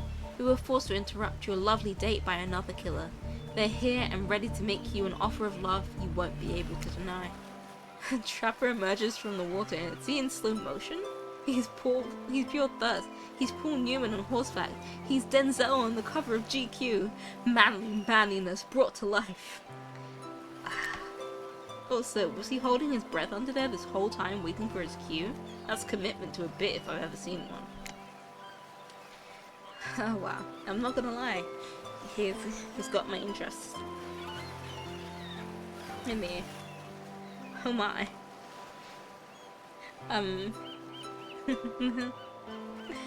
Okay. How'd you spend the entire day in a quaint cottage? That's cute. How about a quaint mansion? Or better yet, how about one on each other continent? Yeah, I'm including Antarctica. I'm really, really rich. Think of how cozy we can get there in a snowy 10-bedroom chateau. One of those pools that is half indoor, half outdoor, but nice and warm throughout. That way you can kill a mama polar bear from the outside while watching her cubs cry over her body from the inside. Wow, Trapper's the real deal. And by real, I do mean really. And by deal, I mean evil. Plus, you really want to hunt for your food for the rest of your life? With me, you get it both ways. Savagery and someone to clean it up for you. Sounds nice, huh? I'm not gonna lie. You got me interested, Trapper. However, I ain't no hoe, so... As if... That life isn't for me, bro. It is. Take me, Trapper. Take me later. I'm very impressed you can speak with implied quotation marks. Very cool. This guy is a total douche novel. Try hard much? He's like the turn of the century Pacific Northwest version of a Wall Street bro. Trust me, it tracks. Patrick Bateman with a huge chip on his shoulder. You wouldn't go with him if you were brandishing a cleaver at you. Oh shit, he is. Give in to anger? Or, I'm just gonna say thanks but no thanks. Thanks but no thanks. I'm into a quieter lifestyle. I relish my independence and don't need someone to wipe my butt for me. You run back to the huge arms of Huntress. She hugs you tight. So tight you feel the life leave your body for just a moment, but it hurts so good. You know what? I'm impressed that you stood up to me. I appreciate someone giving me their total honest opinion, even if their opinion makes me want to carve out your liver. And the butt wiping comment? That's not what I meant by clean up after you, but I'm hiring someone to do that for me the moment I get home. Trapper leaves and you turn to Huntress, walking in slow motion back to the water. It's pretty weird. He's just gonna stay in there all night? Shall we continue our date? Huntress leads you back to her cabin. You thought you'd remember the way, but it's like the forest has completely changed. Nothing is familiar. Better not get lost out here. Can you believe that guy? Classic Trapper pulling a move like that. I'm so glad you chose me though. I don't think we've explored all there is between us yet. She winks a bunny masked eye and scoops you onto her back. Huntress run through the woods with you piggyback riding her. The wind ruffles your hair.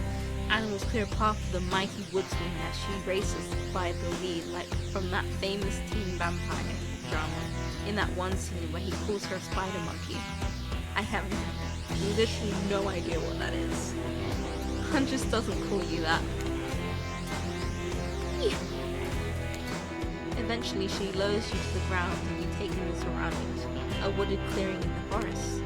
Huntress prances around like a deer in a meadow. I like to come here sometimes to clear my head and pack up a few cute woodland creatures. Foxes are my favourite to slaughter. They think they're so cute and sly, but I see right through them. They're just arseholes. Great with hot sauce. I entirely disagree. Foxes are adorable. Huntress hears rustling and darts off to find its source, crouching down low like an animal. Now you're alone in the middle of the forest. Which way did you come from again? No idea. Your sense of direction is all off. A mellifluous voice floats through the air, landing upon your ear like syrup honey. Come find me! Yeah, sure. Oh damn. Not bad. Perfect. Perfect. Damn it. Not bad.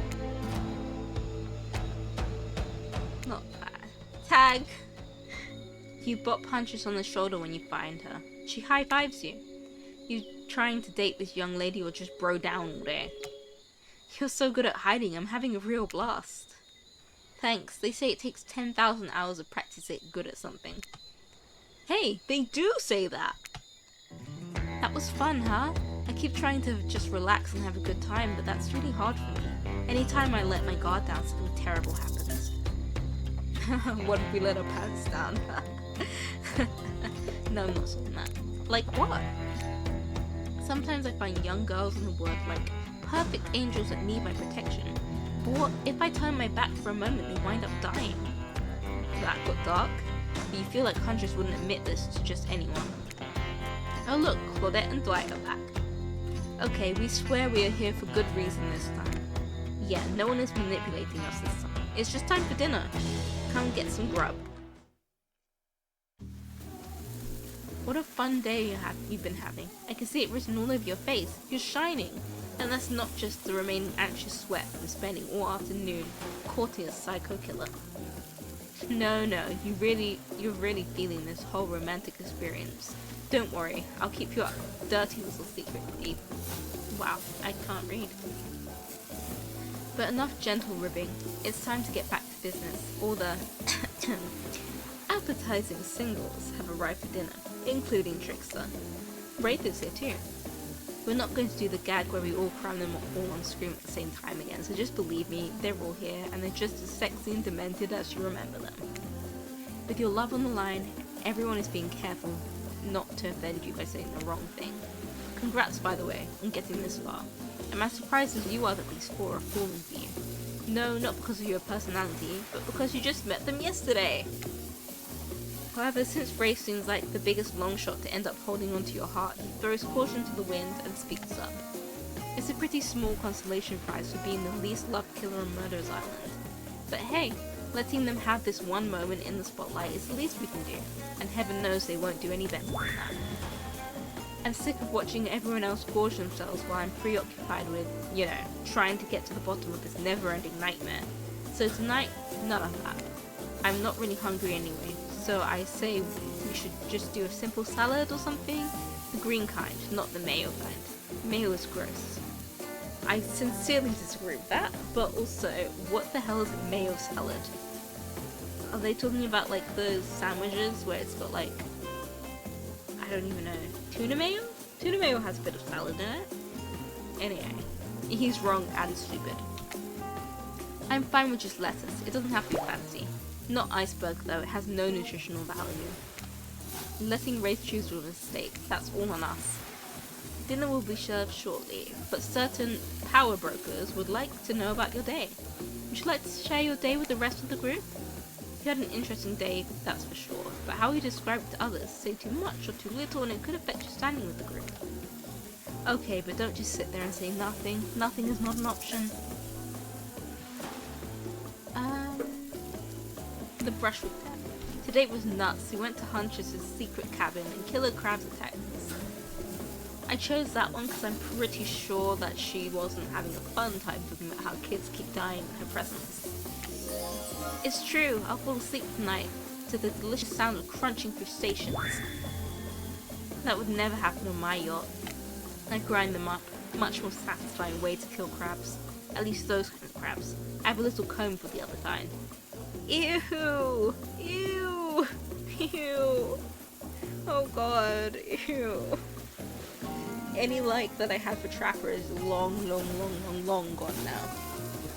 And I realized that my blush is still on. Ah! Hold. Okay, I removed it. Cause still, once again, ew! God, he's fucking gross. Dwight and Claudette bring out dinner. Everyone eats in silence, but no one trusts anyone now, and they're all very tired. Oh wait, no, sorry, that's a dreary supernatural horror thriller set in Antarctica, not a charming parody dating sim set in an undisclosed tropical paradise. Bony appetit! Don't you mean bon? No, almost everything we serve has a lot of bones in it, even the vegetables. They're impossible to avoid on this island. Everyone eats without speaking. Tensions arriving. Boasts a sexual and deadly variety. When everyone finishes, Dwight and Claudette come back to clean up the table. They linger around you as they pick up your plate, take your napkin and dust crumbs off the table. What would you like to say to the servants? I'm gonna thank them. Your top-notch service is much appreciated. Everyone, if you would please be so kind as to follow us to the fire pit, we'd greatly appreciate it. We've been told something big is gonna happen. Something that will change everything. You can go willingly or you can go unwillingly. You have no choice. Tough cookies. Did you have a choice on how you said that, dweeb? Yes, and I immediately regret how I did it. Good. Something needs to change around here. Fire is rebirth. Fire illuminates his soul. I hope the fire isn't too smoky. Smoke hurts my eyes. I have pretty sensitive eyes. I'm also horribly afraid of it. Fire, I mean, not my eyes. Because of childhood trauma involving fire. God, Wraith is such a little bitch. Finally, everyone starts moving towards the fire pit, if only to get away from Wraith's complaining. You take a seat on a comfortable log, feeling the fire's heat against your skin, and wait for other killers to take their places. Wondering who will want to tell a story this time. Will Narrator tell a story? I bet they've got a stunningly creative mind. Hey, you think, are they allowed to simply place thoughts in my mind like this? Doesn't seem fair. Everyone makes their way in, but something unexpected happens. Nothing. Nothing happens.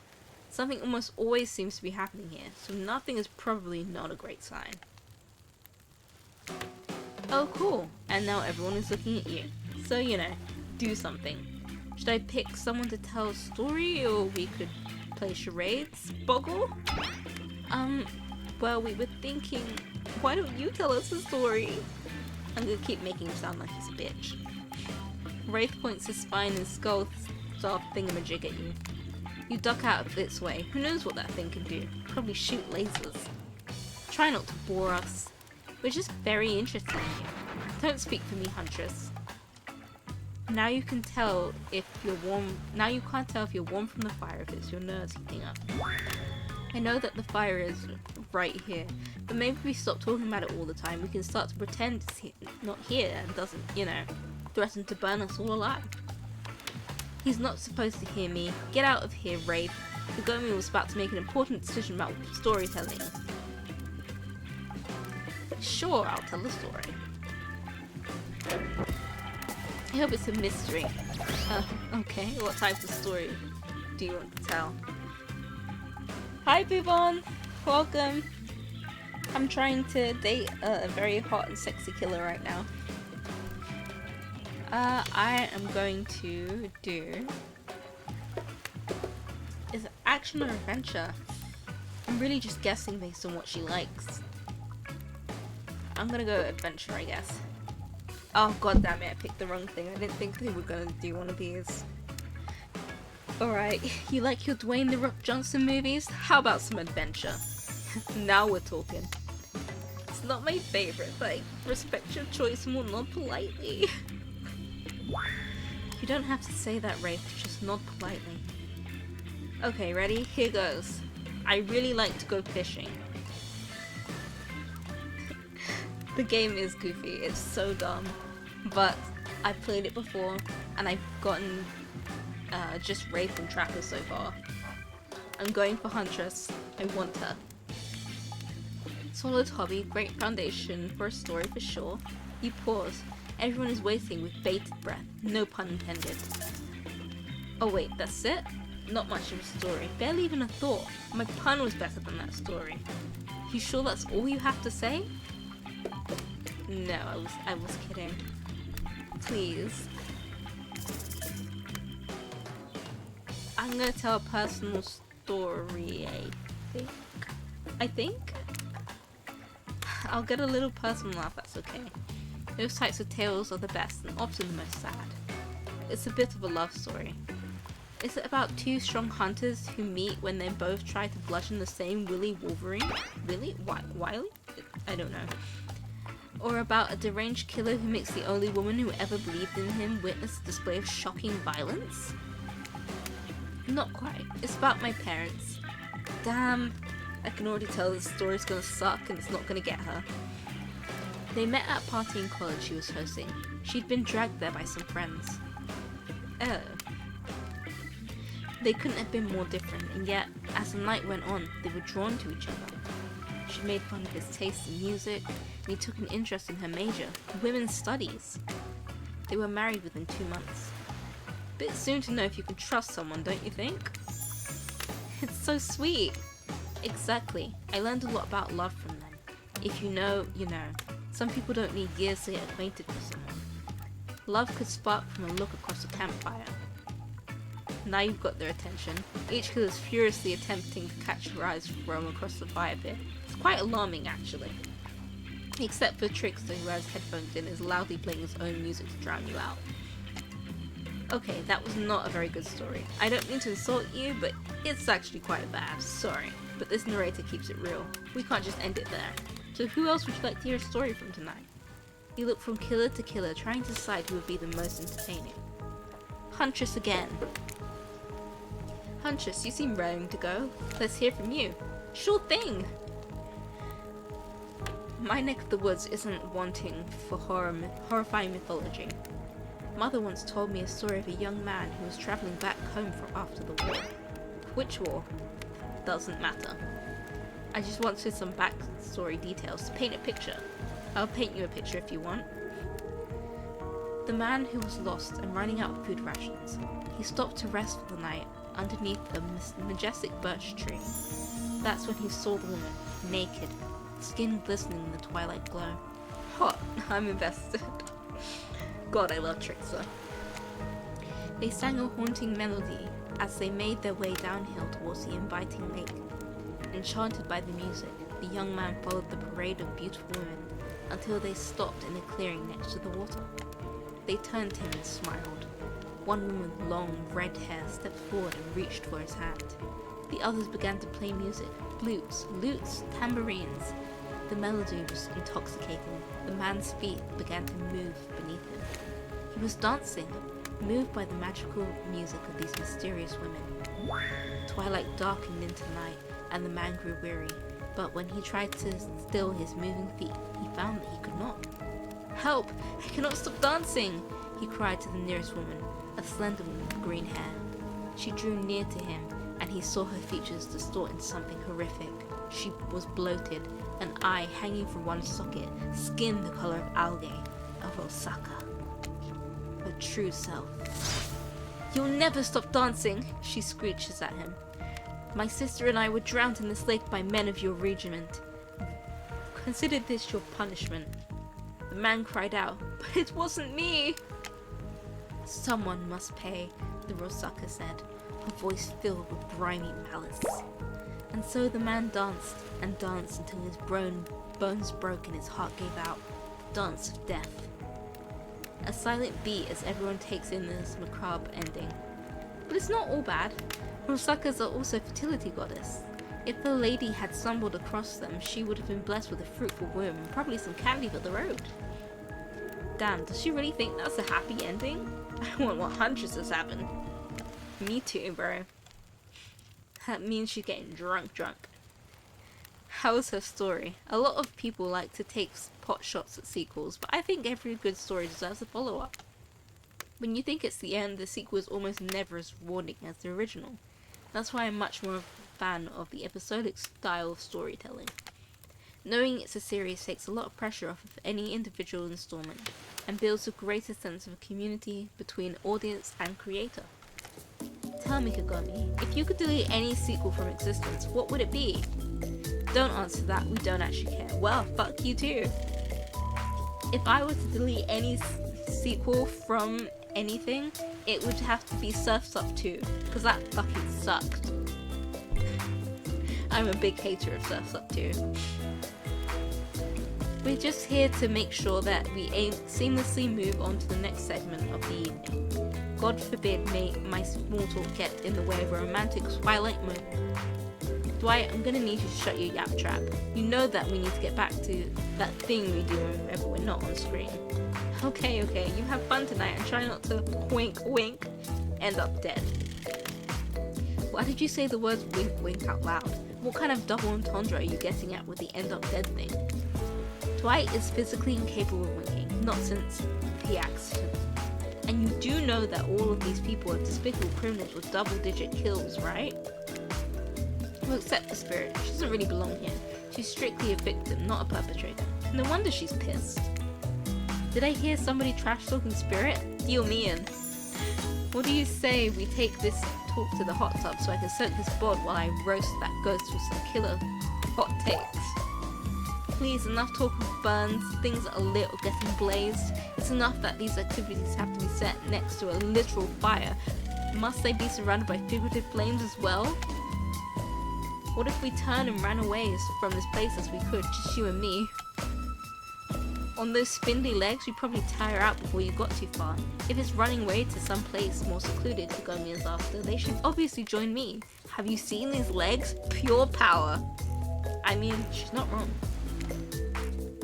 Not that my walk speed really reflects my giant stature, that's because I choose to move slowly for stealthy regions. It's more choice and it's completely logical. Why is everyone so obsessed with comparing themselves to each other and creating drama? I'm so over that. Don't you get it? Society wants to trick you into fighting with each other so that corporations can swoop in and sell you fake solutions to all your fabricated problems. I'll be sitting in the shade and drinking something locally sourced while thumbing through a public domain novella printed on recycled paper because I refuse to play their game anymore. Wow, Spirit is so lame. It's like she's actively trying to be as unappealing as possible. Does it really turn anyone else on or just me? God damn it, Trapper.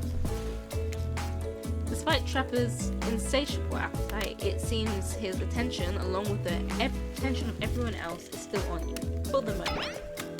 If you could, I don't know, just pick one of us, maybe we could all move on with our lives, or, you know, some special projects we might have going.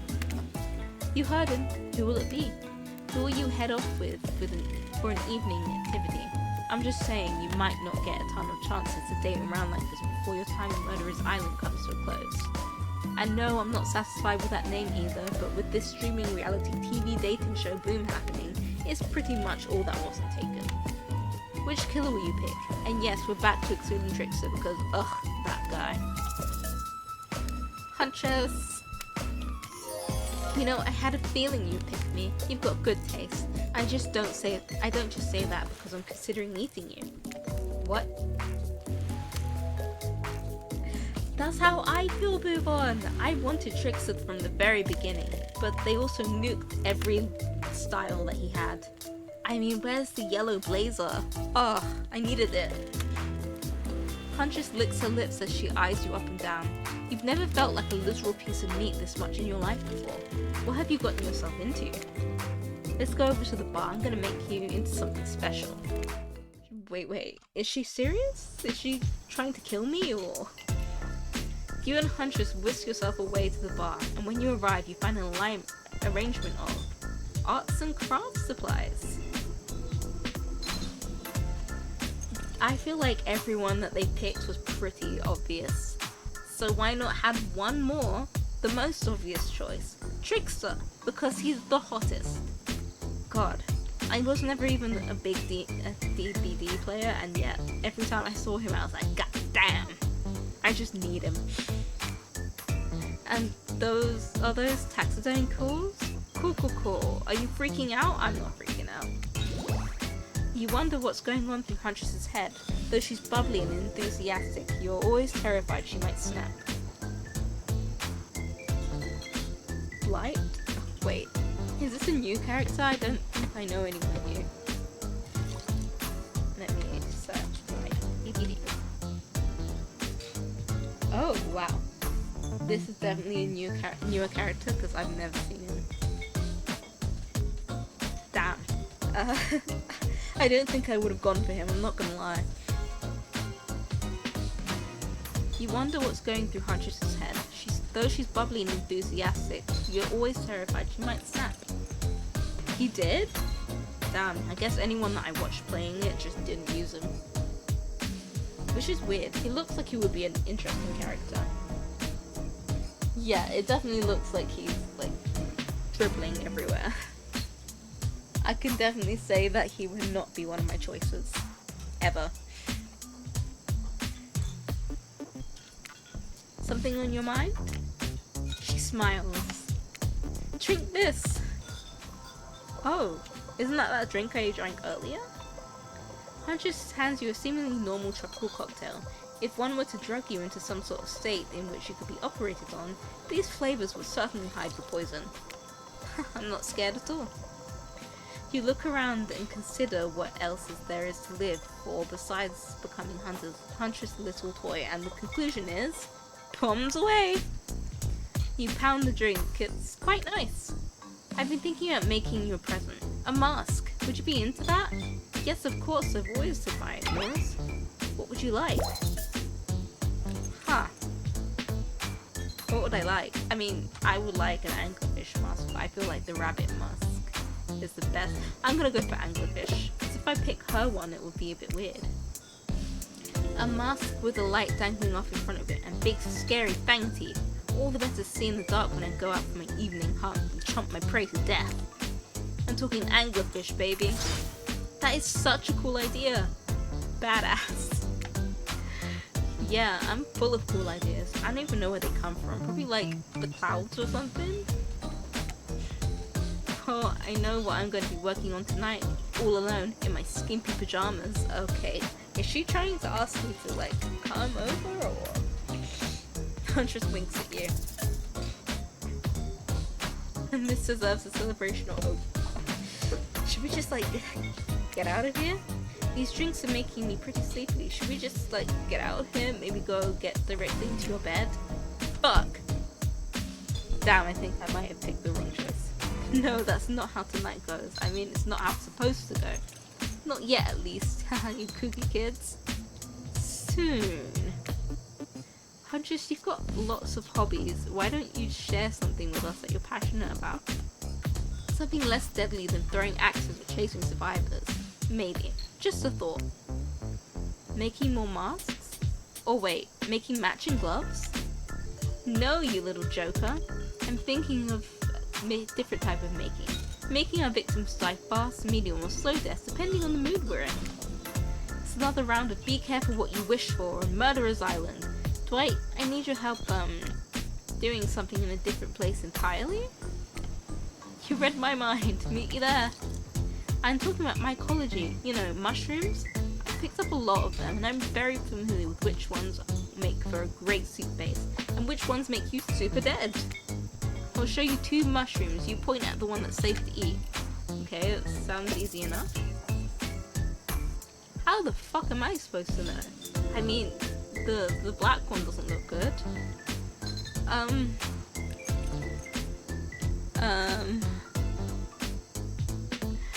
don't know.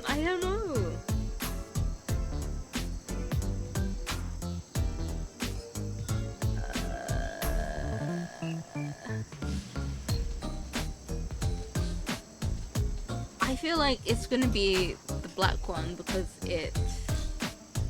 I don't know. I don't know.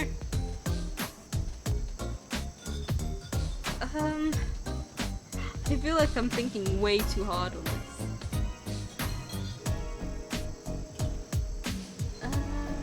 Okay, I'm gonna cheat. I feel like we're so fucking close, and if I lose, I'm gonna die.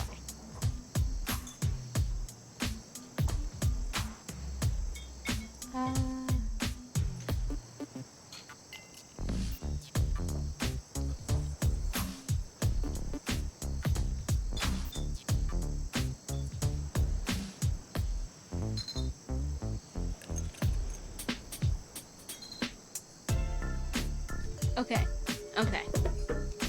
The black one. I was right. Correct, it's called the black trumpet. And boop boop doo. It's delicious.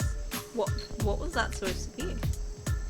Next up, this one is very easy. I'm sure you'll nail it. Point at the one that won't result in almost instant death if you eat it.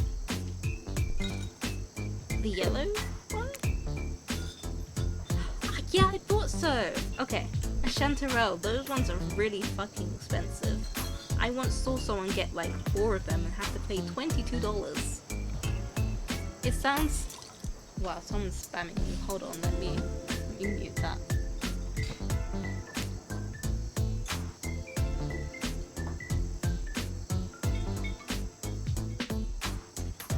Sorry about that.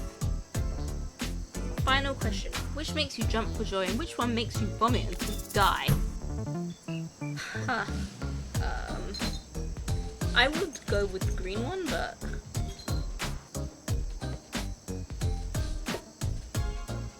yeah, I'm gonna go with green. Correct, that's a green cussing rusula.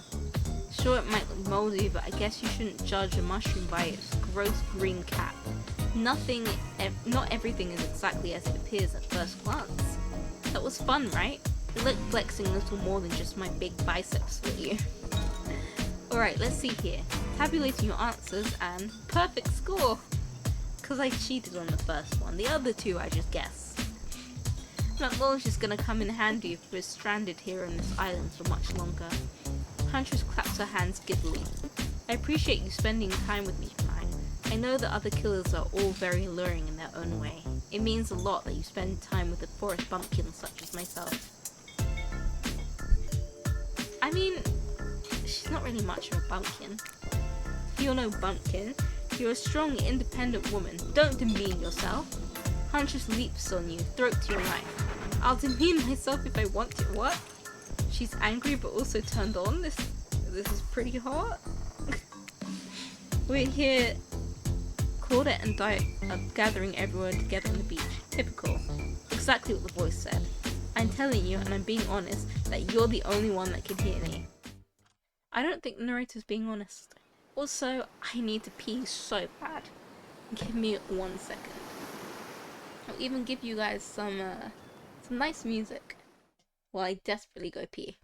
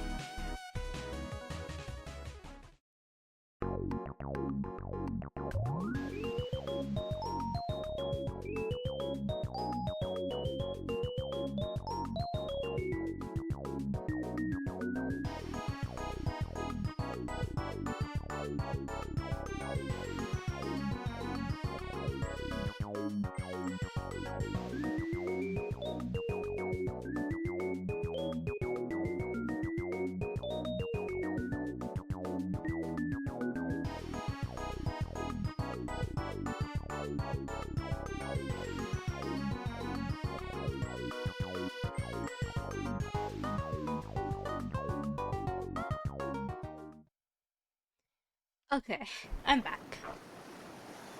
Back to reading. The gang's together, all together again on the volleyball court. Seems like only yesterday you were sitting on the sideline watching everyone get sweaty. That's because it was. Oi, feels like I've been here a lot longer than that, actually. It's so late that the sun is actually beginning to rise.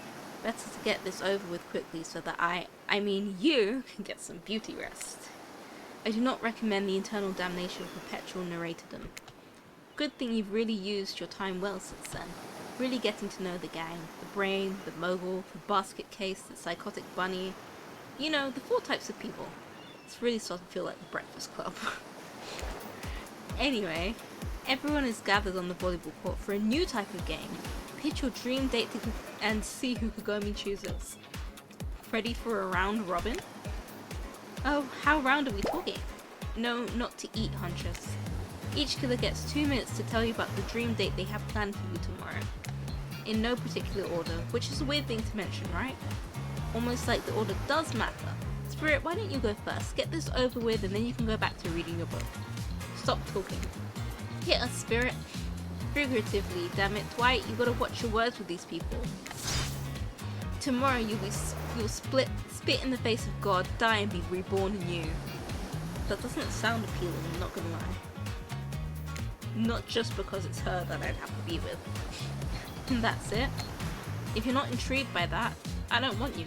Go draw crayon art with Trapper or dig up whatever mysteries with rape. I don't know what these guys do all day. Do you want to at least specify which god you'll be spitting in the face of? All of them.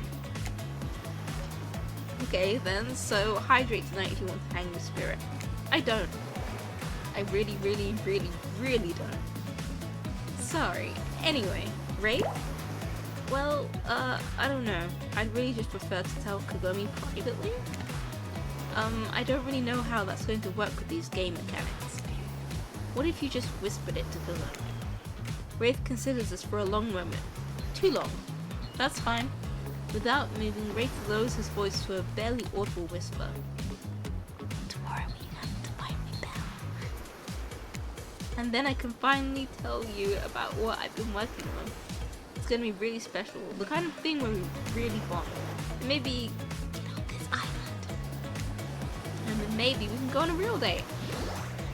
Sorry, Wraith. No thanks. I'm good. You done? Is that it? Wraith nods, proud. Trapper, without further ado, would you like to make us all uncomfortable by pushing the boundaries of what's acceptable not only in polite society but within the narrative of this in-world event and also the larger meta-narrative of the Dead by Daylight dating experience? Sometimes you just gotta say it. Why yes, thank you, I'd love to. So Kagami, you're thinking of picking me? Well, this is your final warning. Pick me and be punished. And rewarded? Tomorrow will suck, probably. I'm not an easy guy to get along with, I know that. But I can tell you this much, I'm hiding a secret on this island that will make fans shit themselves with excitement. If you like Trapper, you're gonna love it. And if not, you're a maggot. And also everyone, even confident sexy ladies in rabbit masks, better stay the hell away from my yacht. Great, Huntress, why don't you take it from here? Tomorrow morning I'm planning a nice atmospheric breakfast on the yacht. Don't worry, Trapper won't even know it's fun. What was that? Nothing, go away. Then boy oh boy, I've got such an adventure planned. It involves hunting for treasure. What kind of treasure are you looking for? Guess you'll have to pick me and find out. Let me tell you, it's primo stuff. Now if you don't mind, I've got to stop preparing because it's clear already that you're going to pick me. Confident, mysterious, I like it. And time's up everyone. Gosh, you'll need to dream about these options so you're ready to choose in the morning. Now dream about all these swoon-worthy options so that you're ready to make a choice come dawn. Have a swell night. Did you two forget to mention something? Oh gosh, how could we forget? Before you run off to your slumber peacefully, there's one more thing to do. No real survival dating competition parody would be complete without singling out one of our contestants who is already teetering on the edge of a psychological break, and giving them a little push. Hold up, this has been a survival dating competition parody this entire time, I'm just now finding out about it? Come on, the signs were there. You just didn't read them. Welcome to Murderer's Island! It's now time to eliminate one of the killers! Ooh, it's like a butchering, but it hurts even worse. You can't kill a killer, but can you break their heart? Do you dare even try? You mean, that's right, tomorrow one of these sexy slices will not be eligible to take you on a date. Who's it gonna be? But why? Because it's dramatic. Because it's surprising? Because it's a classic reversal of fate? And it will hurt someone's feelings? Something dangerous? What's it gonna be, champ? What's your thought process here? Trapper seems like he might throttle in your sleep if you eliminate him. That being said, at least you seem calming. Spirit could be anywhere. She floats, and I can hear she can disappear. Hard to track. Eek. If you get rid of rape, you might cry. And although I totally support normalizing men crying and being vulnerable, it just seems like you might be an ugly crier. Wow, that's so mean. Sorry, my cat is fighting my wires. Huntress, she might pretend to be okay with it, but then you'll start seeing her behind every tree. What I'm trying to say is, I don't envy you, boss, so which sociopath are you eliminating? Let's be honest, Spirit is just awful. There's a reason I've never picked her. As far as I can tell, everyone here has done terrible, terrible things.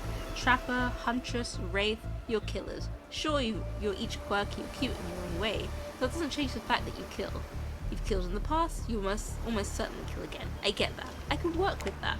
But you, Spirit, I don't know what the hell your deal is. You don't seem to deserve to be here, at least not on the outside. So what's on the inside? I'm truly terrified to find out, so I'm going to have to let you go.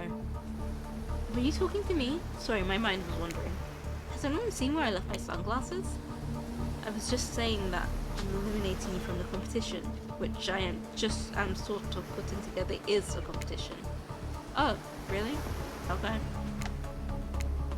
So, nobody's seen my sunglasses? I swear I'm just going to embrace the grandma life and get one of those bands that connects around your neck so you can't lose your glasses when you take them off. They just hang on your chest. What do you call those things? I think you just call it an eyeglasses strap. Or maybe an eyewear retainer, or... You sure you're okay with this? I thought you might get upset. Nah, I couldn't care less. If anyone needs me, I'll be, I don't know, wherever the hell I want to be. Now that you've broken the heart of someone heartless, you should go and get some shut-eye. And don't worry too much about the broken heart you've left behind. Cause, of course, they'll be receiving a consolation prize. They might not get to go home with Gomi when this is all over, but they'll never sleep alone again. That's right, we're sending out limited players home with... Damn. Lucky? Their own mostly new Trickster body pillow. The next best thing to the real Trickster. It might not hug you back, but it definitely won't try and stab you. And how do we know? Because I've tried it! That's right, it's Dwight tested. I'm really jealous. Why can't I have that? I don't mind being eliminated for it. Claudette approved! I hope you sleep well tonight, Kagomi. You're my hero for what you've accomplished. How can you sleep tonight knowing what you've done? No, not because of the guilt. Oh, damn, I accidentally skipped it. I'm assuming it has something to do with eliminating Spirit and she can kill us. How can you sleep tonight knowing what you'll do tomorrow? I don't know how you'll do it, but you better go before Dwight and Claudette come back and put you to sleep themselves. You know those tools. Schedule, schedule, schedule. Wow, what a crazy way to end the day. An elimination? I didn't even know it was that kind of game. Let's check in with everyone, especially our loser. Everyone deserves a send-off. I can't help it if I have thick arms and legs that go until they stop. I knew we had a connection from the moment I saw them through my mask. You can never be sure what's going to happen in the newcomer's mind, but I like my odds for tomorrow. It's so fun hunting for love and not for food or vengeance for a change. I really don't know what's happening here. I honestly haven't been paying much attention. Oh, Kagomi? Sorry, I forgot. I'm focusing on other things. More important things. One way or another, I won't be here for much longer. How would I say things are going? It's a matter of perspective. If Kagomi's goal is to impress me, things are going poorly. But if Kagomi's goal is to get themselves killed, they're doing an amazing job. Spirit? You're gonna say anything? No, you're just going to clean your katana and slightly stare out ahead into the medium distance like that all night. Look, the katana is clean. I mean, not really. It's completely destroyed and held together by ancient magic, but it's not getting any cleaner, that's for damn sure. What? No, you're not a part of this. You don't get a confessional. It's cool, man. I'm not a part of anything, you feel me? I'm not a cog in anyone's machine. I'm my own machine. This whole thing is pretty cute though. Charmingly low budget, old school marketing vibes. Not gonna lie, kinda wish I wasn't so busy right now. I'd definitely be down with a reality show style dating competition with survival elements. But I got my new album, upcoming tour, finalizing a sneaker line, producing a limited series of my life, starting a new social media NFT crypto app, and doing those private gigs over at IP Island. My dudes, you gotta check it out. IP Island, it's dope! It's where real killers hang out. Fully licensed, no legal drama, lawyers, take a hike. I'm gonna tell everyone that Trix has said that about them. Don't worry.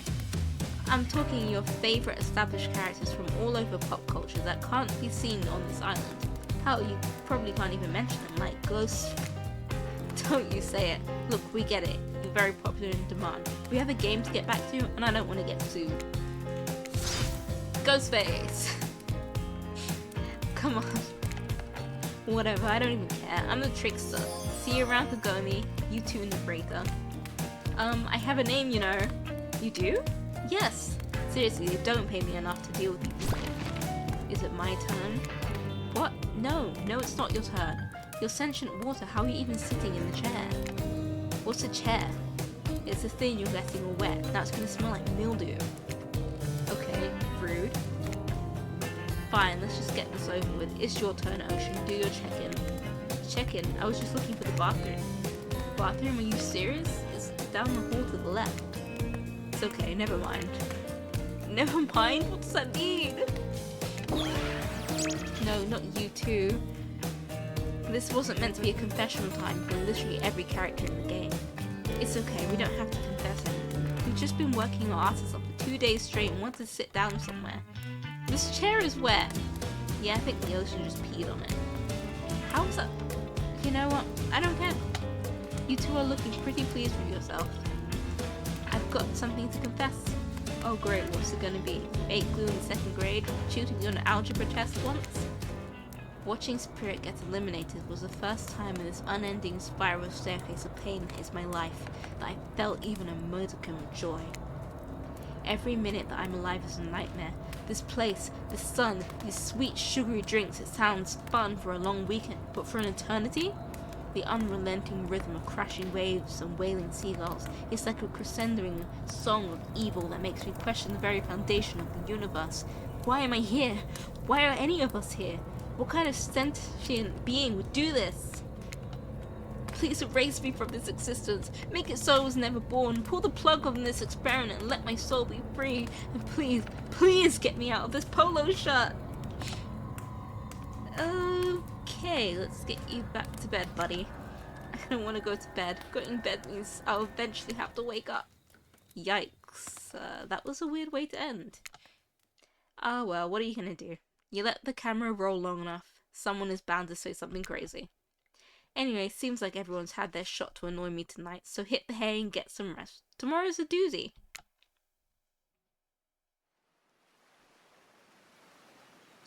Soft sunlight warms your skin, nudging you awake. Also, you're using a killer crab as a pillow, which is sort of okay with. You pull on your beach attire and splash water in your face. Dwight and Claudette approach. Is that look on their faces excitement? Terror? You notice your stomach flutters with butterflies. Someone's in love. Or you've been infected with zombie butterflies in your sleep. It has happened here before, but it's probably the love thing. It's time! Claudette gestures over to the beach where the killers all stand flanked by tiki torches. It's a scene very reminiscent of a TV show you used to hate watch with your ex. The Bachelor? Huh. Suddenly the message is clear. You're going to declare your affections for a killer in front of several other killers. Hey, isn't Trickster supposed to be here? We paid him good money to make some half-assed cameos in this show. I'm gonna chew his agent out. Before they walk you over for your big moment, don't think we haven't noticed how kind you've been to us, Kagami. It can't be easy being thrown onto a mysterious island for seemingly no reason, surrounded by terrifying killers trying to manage your most primal impulses, murder and making out. And you've kept cool-headed and treated us, your friendly island hosts, with dignity and respect. So don't tell anyone who told you this, but Claudette and Dwight look around conspiratorially. Just a little hint for you going forward. Don't try to go all the way with a killer who isn't interested in you. Relationships are two-way streets, and if you don't have a green light in the other direction, you might end up in the friend zone.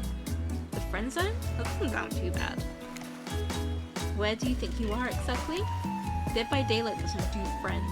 There are killers and there are survivors. I'm afraid we can't say more. Okay, so who's into me? Claudette and Dwight look conspiratorially again. Well, I've seen the sparks fly between you and Huntress. I saw her whistling a figurine of you last night while everyone was asleep. Oh, my first merch? Wow! So are you ready? Or, of course you're not, but too bad. We're on a schedule. You make your way over to the row of hotties. Claudette and Dwight stand off to the side, hands behind their back. It's been quite the 48 hours, but there are clearly sparks in the air, and I'm not just talking about this rusty chainsaw, though I do recommend staying away from those sparks. It's time for our newcomers to confess their love. Wait, I have a drum roll for this. No, you don't. But who cares? Kagomi, who do you choose for your solo date? Can we at least do the flower thing? Dwight, I thought we agreed to keep that between us. No, not that flower thing. The thing where the suitor gets a flower as a symbol of the contestant's love and affection. Oh, right. I suppose. But no roses. They're such a cliche at this point. Well, that's good, because I tried to pick a rose, but I got an ouchie, so I settled for these. If I knew anything about flowers, I would say, oh, those are. You've done good, Dwight. This is a lovely bouquet of specific flowers that I have no clue. I hope Dwight saved some of these for Claudette. They're a thing, right? You're getting that vibe too. Just me? Sorry, we've got other things to think about. Kagomi, who do you select to receive these flowers and spend the day with you? Still Huntress. You turn to Huntress. She's never looked more appealing. Her caftan dress ruffles behind her in the light morning breeze. A seagull lands on her shower. A shower? Oh my god. Wow, back to bad reading. On her shoulder, like she's a beachy cartoon princess. She snaps the seagull's neck in half and stuffs it somewhere underneath her flowy dress. Probably to save for lunch. She can't help but hunt. Huntress, I choose you. Let's spend the day together and see if we think a future is possible for our love. Me? Really? Huntress throws her hands up in the air like a bear and gallops towards you. At first you think she might swipe at you with her gigantic hands and knock the life out of you. Instead she scoops you up into a hug and takes her place at your side. And she just stuck her tongue out at all the other killers. Sometimes the immature move is the right one. I'm on her side. And honestly, the other two, fuck them. It's sure to be a fun day. We'll just be here, not getting to really participate even though survivors matter too, while you go off and have a grand old time. Yep, just Claudette I hanging out. No one competing for our love, wondering what we did in a past life to end up embroiled in this unrelenting mystery. But here we go. Have a blast. Huntress eagerly leads you to the yacht to begin your romantic day together. You have to admit, warm, salty air in your skin, the sound of crashing waves, this is the perfect morning, just you and Huntress. Hey cuties! Ocean's here too. Did you know that I'm teeming with flesh-eating bacteria and dead bodies? That pesky ocean was killing the vibe. You turn to Huntress. You sure you're okay here in the ocean? I know you don't like to be out in the open. Something about being here with you makes me feel safe. You both sit down at a beautifully set table on the deck of the boat. A widespread of mouth-watering breakfast goodies are arranged in front of you. Can we get you anything? You look a bit green. I get extremely seasick. And Trix replaced all the island's Dramamine with party drugs, so... Wait, how did they get here? Were they just on the beach consoling the rejected killers? Are there more than 2 of them? You motion one of them over. We'll both take a screwdriver. Hold the orange juice. Of course. Hi. That's just an insane amount of alcohol. I think I'm gonna skip on that. Hey, can you play this particular song for us? Set the mood? You hand Dwight a piece of paper with a song title written on it. Sure, though I doubt Trapper has that in his vinyl collection. Soon the haunting melody of Huntress' mother's lullaby streams through the yacht's expensive stereo system. Wow, okay, weird. The boat rocks as though to the rhythm of the song. The eerie melancholy mood is really quite romantic. Breakfast has never been this intimate. I feel like they're mistaking the music because that does not sound very romantic. You reach out to touch Huntress' hand when suddenly a bellow scares you. You knock your freshly poured flute of straight vodka into the pristine deck. It's Trapper. He's screaming at us from the beach. Look how tiny he looks from all the way out here. Huntress squishes his head between her fingers like a child and giggles. Damn you both! The chairs you're sitting on are worth more than your lives! Get back here! He's not wrong. Hey Claudette, take us out further. Aye, Captain? Can she drive a boat? Guess we'll find out. Alone again, nothing but the core of a seagull and the ominous shadow of a creature lurking beneath the waves. I have something for you. For me? Huntress reveals a package wrapped in a bloodied apron. You clap your hands like a kid on their birthday. Her playful attitude is rubbing off on you. I made that mask you asked for. I almost forgot, but I bet you didn't. This is the whole reason you pursued Huntress, I bet. Definitely to get a mask of your own, no other reason. Yeah, definitely not 2 giant reasons right in front of my face. Definitely not that. Here you go. Damn, that's actually really fucking cool. She's talented. It's perfect. You put it on. It fits your face like a face glove? You gaze at Huntress through the eyes of the mask. A swell of emotion surged through you. And because the mask is on your face, you can't be as creeped out by looking at it as everyone who has to see you will surely be. Let's go back to my place. She downs her screwdriver. It's not screwdriver, it's just straight vodka. The tension is palpable as you enter the cabin. You could cut it with a hatchet. Give me a break. It's day 3 of killer jokes, and narrator only has so much mojo. Huntress sits you down at the cluttered table in the kitchen. You notice the bloodstains have crept into every nook and cranny of the wooden planks. What poor creature died on this table? Did they suffer? What do you care if they suffered? Get back in the ocean. Stop backseat omniscient narrating. Stay here, don't move a muscle or I'll hear it. I can hear any mammal's tendon creak as they stretch. It's a gift and a curse. I'll be right back. Alone in the cabin. What to do? Hi. I feel like both are pretty disrespectful. Freaking out like it's the most horrifying thing you've ever done, and tidying up is... I don't know.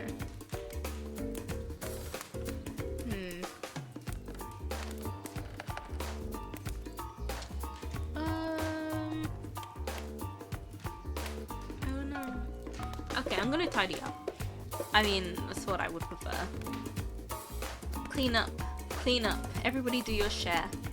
You half expect a flock of adorable birds and cute little mice to come sprinting in and help you, but they don't. Because this isn't some fantasy. This is gritty. This is real. Plus, I'm pretty sure she kills all the adorable birds and cute little mice. So you potter around the room by yourself, organizing Huntress' various trinket collections. Old bottles over here, discarded vintage dolls, parts over there, various keys that don't open anything in particular. Doesn't she have a drawer filled with these? Everyone has a drawer like this.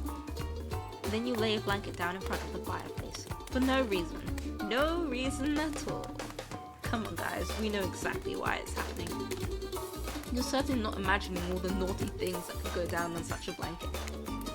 Was that in her strong yet delicate hand? You reach out for her, longing to stroke her blood-matted hair and scratched up shoulders. I thought we could get warm by the fire.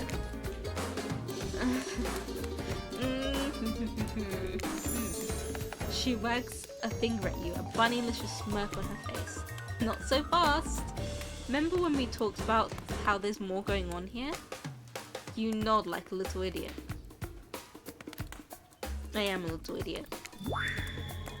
Well, I now know there's something up. The other night while you were sleeping like a cute little baby, I snuck into each one of the killer's lair and saw them with shiny objects that they've been stealing from me. I think they're connected somehow. Maybe it has to do with the symbol? I tried to go back last night but something blocked me from picking up any of the objects. Someone or something knows I'm onto them. I think if you try, it might work. What do you say? Will you help? Yeah, I guess. Hell yeah, I will. A globe-trotting treasure hunt on the level of a Nicolas Cage masterpiece? You can definitely count me in. Let's go. I'll be your guardian angel. You never know when those other killers might pop up. You grab Huntress by the hand and practically trip over your own feet on the way out of the door. It feels good to have a quest. Thrilling. But part of you is just wondering how quickly you can get through this and impress Huntress. Soon she'll take you in her yolk's arms, and you'll swoon. Your childhood crush on Popeye is making more and more sense. How did they know? Where do you want to start? There are 4 killers who are stalking for Huntress. You're not going to let them get away with it. Which one will you investigate?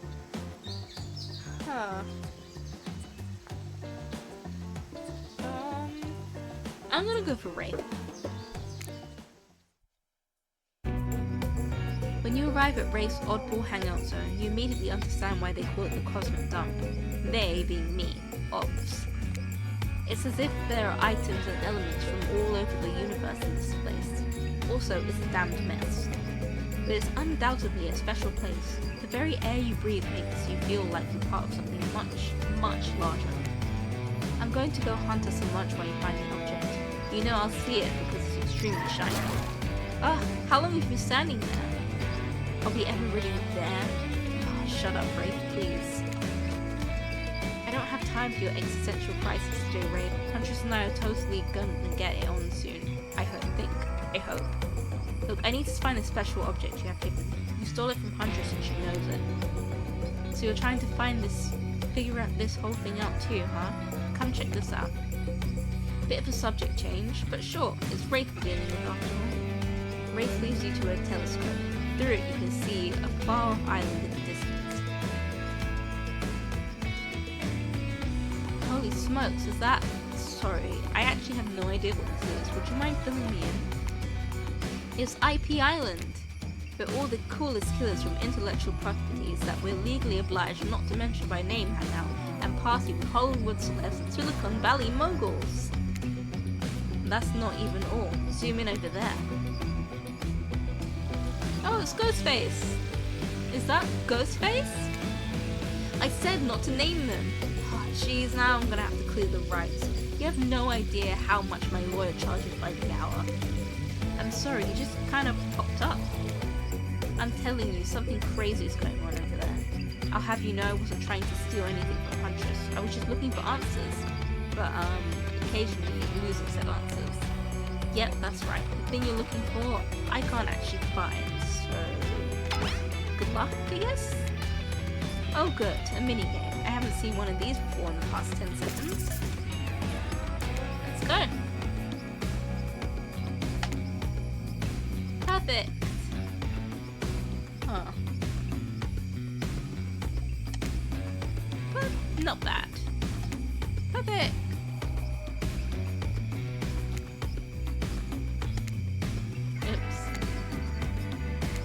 Oh wow. You see an old pair of glasses on the ground. Quickly grab them. You found it! So shiny! I knew I could count on you, Kagome. And that's saying something because I literally never learned to count via any traditional system of numbers. Let's get out of here. Can't help but like them quite a bit. It's hard to believe that these old glasses really mean anything special, but a lady like Huntress deserves whatever she wants. You spend a moment imagining Huntress with glasses. Would she wear them over her mask or on? Hey, that's not just some junk, those are my reading glasses. I just subscribed to highlights. Well, sucks to suck, isn't it, Ray? Hey. Which one will I investigate? Let's go to Trix's stage. You arrive at Trix's stage, but there's no one here. Not Trixer, not an audience, not anybody. Nothing eerie than an empty concert venue. Think of all the fringe that once swayed here. The beers that sloshed over red soda cups. Mosh pits, tall guys standing in front of you for the entire show. Lifelong friendships that actually only lasted for one summer. Good times. My concerts are always an experience. You should really come to one of my after parties sometime. They're a real scream. I'll put you on the VIP list. I prefer acoustic balalaika music. I don't know what that is. Trixer, I've never listened to your music, and I think sampling the sounds of people's screams is very been there, done that. Oh, that's mean. Hey, no one talks to Trixer like that. And how do you know about my samples? Somebody is obviously a much bigger fan than they're letting on. Show me where Huntress' shiny mysterious object is, or I'll wipe that grin off your face with a chloroform-drenched rag. Damn, I'm getting like aggressive.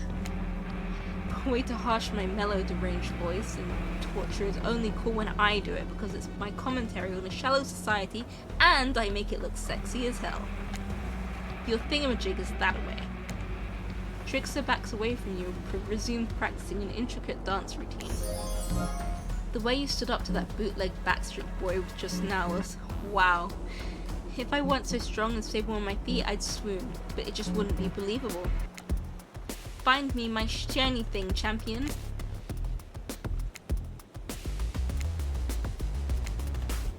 Okay.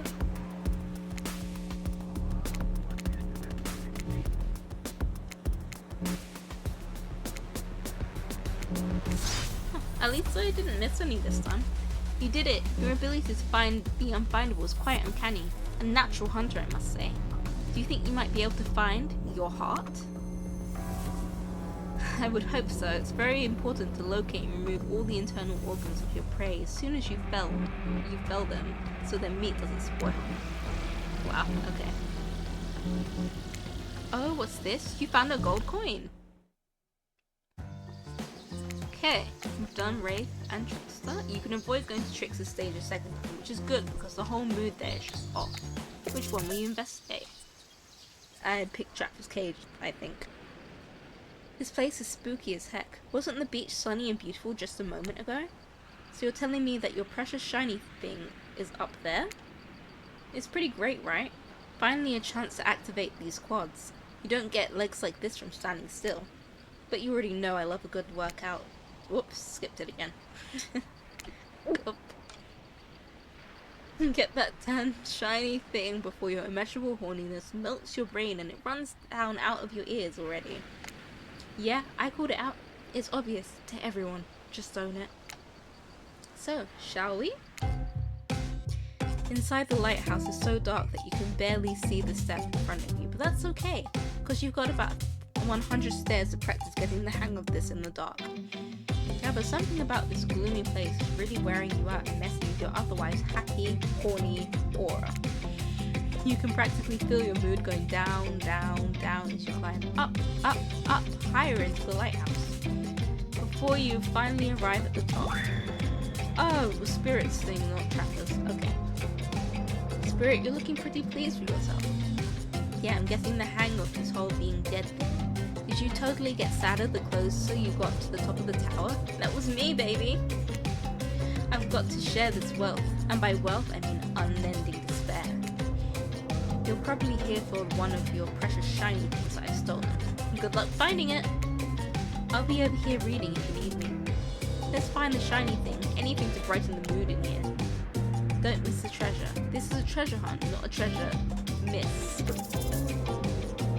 Totally get it. Let's find it.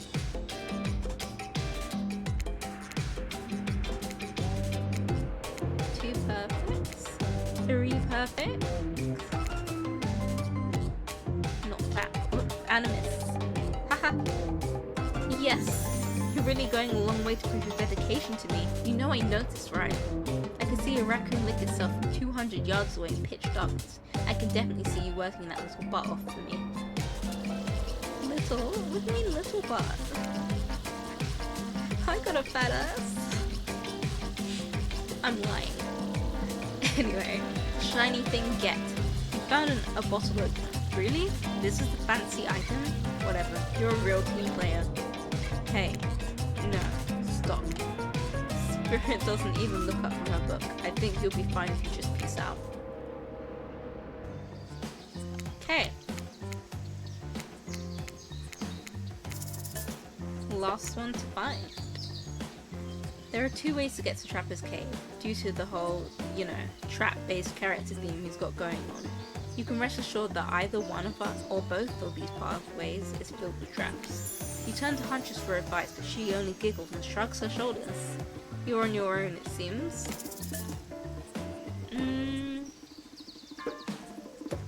Underground tunnel. Underground, huh? Sounds secretive. No one can stop you if they can't see you. That said, no one can rescue you if they can't hear you scream. And nobody will need to waste time burying you if you're already underground when you die. But you're not gonna die, are you? I mean, I hope not. Surely a dimly lit tunnel like this must be rife with traps. However, you manage to make your way along, distinctly uncaught by any traps, rusty, bare, or otherwise. Got this. You're doing great. You're not at all afraid? Who, me?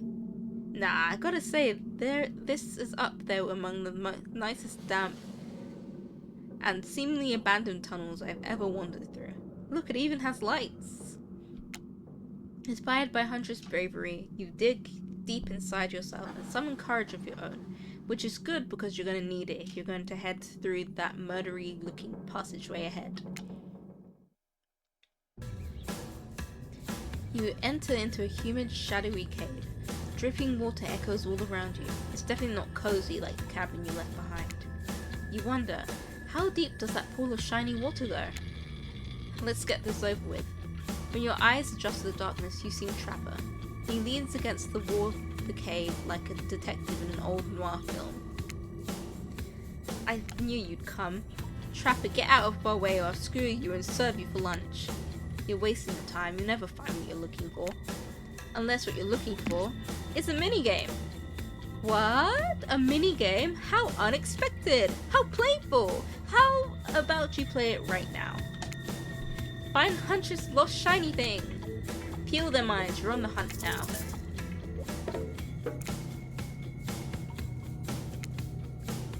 Not bad. Perfect. Oh fuck. Perfect. Woohoo! Not bad.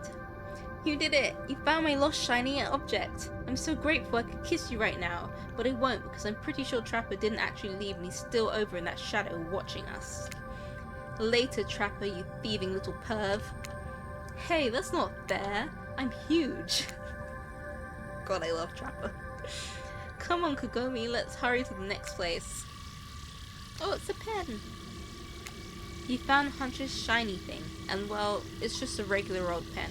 That's not a regular old pen, that's a fountain pen. Do you know how cool those are? But we don't need to point it out. She's happy, and isn't that all that matters? Phew, that was fun and scary. Good to see the other killers are taking their heartbreaking strides, more or less. And you got a really nice tour of some of the island's lesser known haunts. Ha! Boom. Still got it! We make a pretty good team, you and I. What can I say? I appreciate a fine collection. Now that yours is back in order, maybe we head inside to appreciate it. And you collect a certain other special gift I've been meaning to give you. Wink, wink.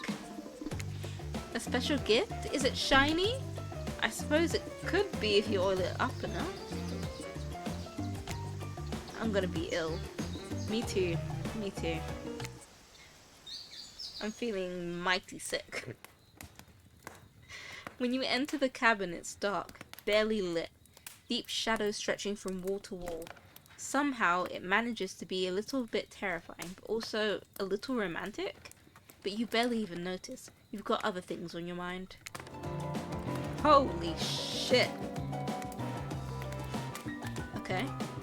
You're practically undressing each other as you walk through the door. Mine's elsewhere. Neither of you realized that the door was already wide open. You were incredible. Every time you found one of the objects, my heart beat faster and faster.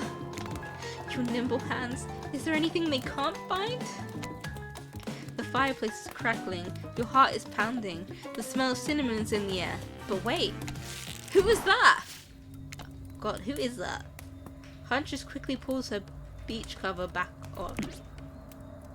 My darling, her mom? Well, that just killed the fucking mood. Oh my god. What? An older Russian woman bearing a striking resemblance to Huntress sits warming her hands by the fire. She's got me shook. I'm not even reading. She turns to you and you're shocked to see that she appears to come from a completely different time in history, wrapped in old, unfamiliar clothes that are completely out of place here at this beach retreat. Without thinking, you blurt out, what's an honor? What an honor, it's you! I can't believe this. You're the Mama Huntress? I've been dying to meet you. Well, nearly. Can I help you with anything? Glass of vodka? Hatchet for revenge on the elk who slayed you? Oh no, my child, I'm quite content. Just happy to know that my little darling is taken care of. Huntress chuckles nervously. Hi, Mama! Claudette and Dwight burst in like they're in a prank video. Bet you weren't expecting this date to include meeting her mom? What? Hey Huntress, how do you feel about your dear old mama coming to interrupt your date? Huntress throws a hatchet directly at the two survivors. It skewers the wall in between them. Without another word, they quickly scurry away. Good girl. Huntress turns to you. I hope this is alright. Of course. Of course it's okay. I give great parent. What does that mean? Okay. Huntress breathes a sigh of relief. It's just not the mood I thought we were coming back to, but I'm here now, I'm in it, I'm ready to meet your mama.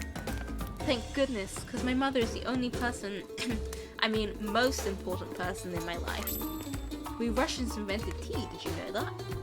I don't know if that's true, but sure. Mama Huntress shoves a cup in your hand, and as you drink your tea with her, the air becomes warm around you. You, Huntress, and her mother sit by the fire, exchange stories and anecdotes. Mama pulls out some old-timey pictures of a young Huntress in black and white holding bloodied animal corpses with a chilling dead-eyed stare. You all laugh and eat raw meat of some kind. It's a lovely time, almost like you're back home. You've forgotten that you're on a possibly cursed island atop what is likely some sort of hellmouth. Look, there's not official law, I just call it like I see it.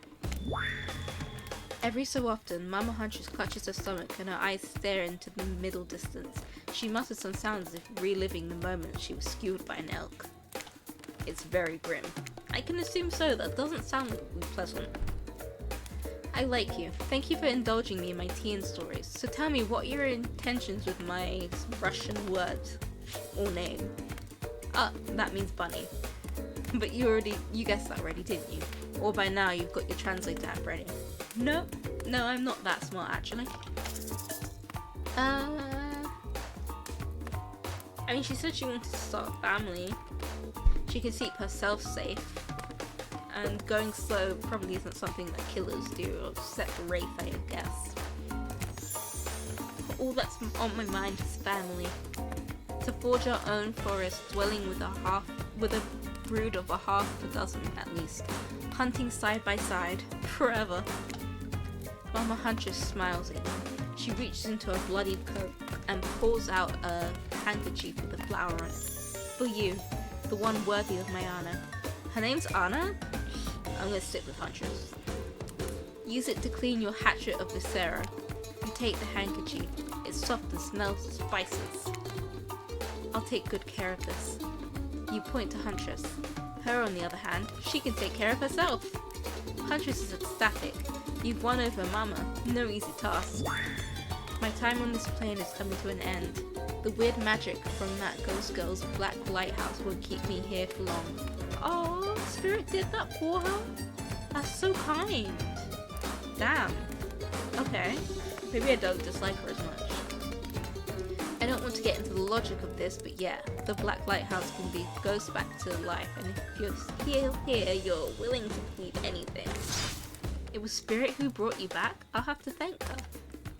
Huntress' mama begins to fade. Huntress cries. You can picture it 6 years old, lying over her dead mother's body. Wow. I fully support this union. I feel good leaving my daughter on this cruel earth with you. You share a meaningful look with the mother of your beloved. Mama Huntress fades away, leaving you and Huntress alone again. Not a second later, Claudette and Dwight storm back in, never alone for too long on this island. It's time for a dramatic scene between the lovers. Shall we adjourn to the forest clearing for ambience? You and Huntress stand holding hands in the forest clearing. Dwight and Claudette watch your interactions closely. Too closely. Hey, I've really loved hanging out with you. I think it's time. Time? Time for... Oh my. Okay, I'm ready for this. Wow, it's like they got my exact speech. Yeah, I'm ready. Time for you to call me by my real name, like my mother does. Will you call me Anna? Oh, that. Yes, of course. I think Anna is a beautiful name. You're a beautiful person, Anna. I mean, sure. Yes. Kagome, do you know what I'd like to do right now with you beneath the moonlight? I'm feeling closer to you than I have ever before, and there's something I'd rather do right now than... She verts her eyes. Does she mean what she thinks she means? No, she's looking right at Dwight and Claudette. Chop up these two fools with you.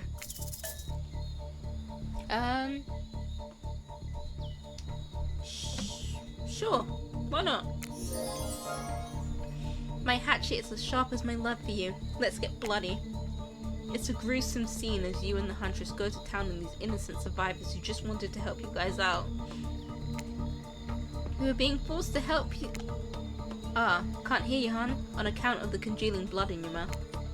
Ha ha ha! I feel so bad. I actually didn't mind them. But she asked for it, so you know.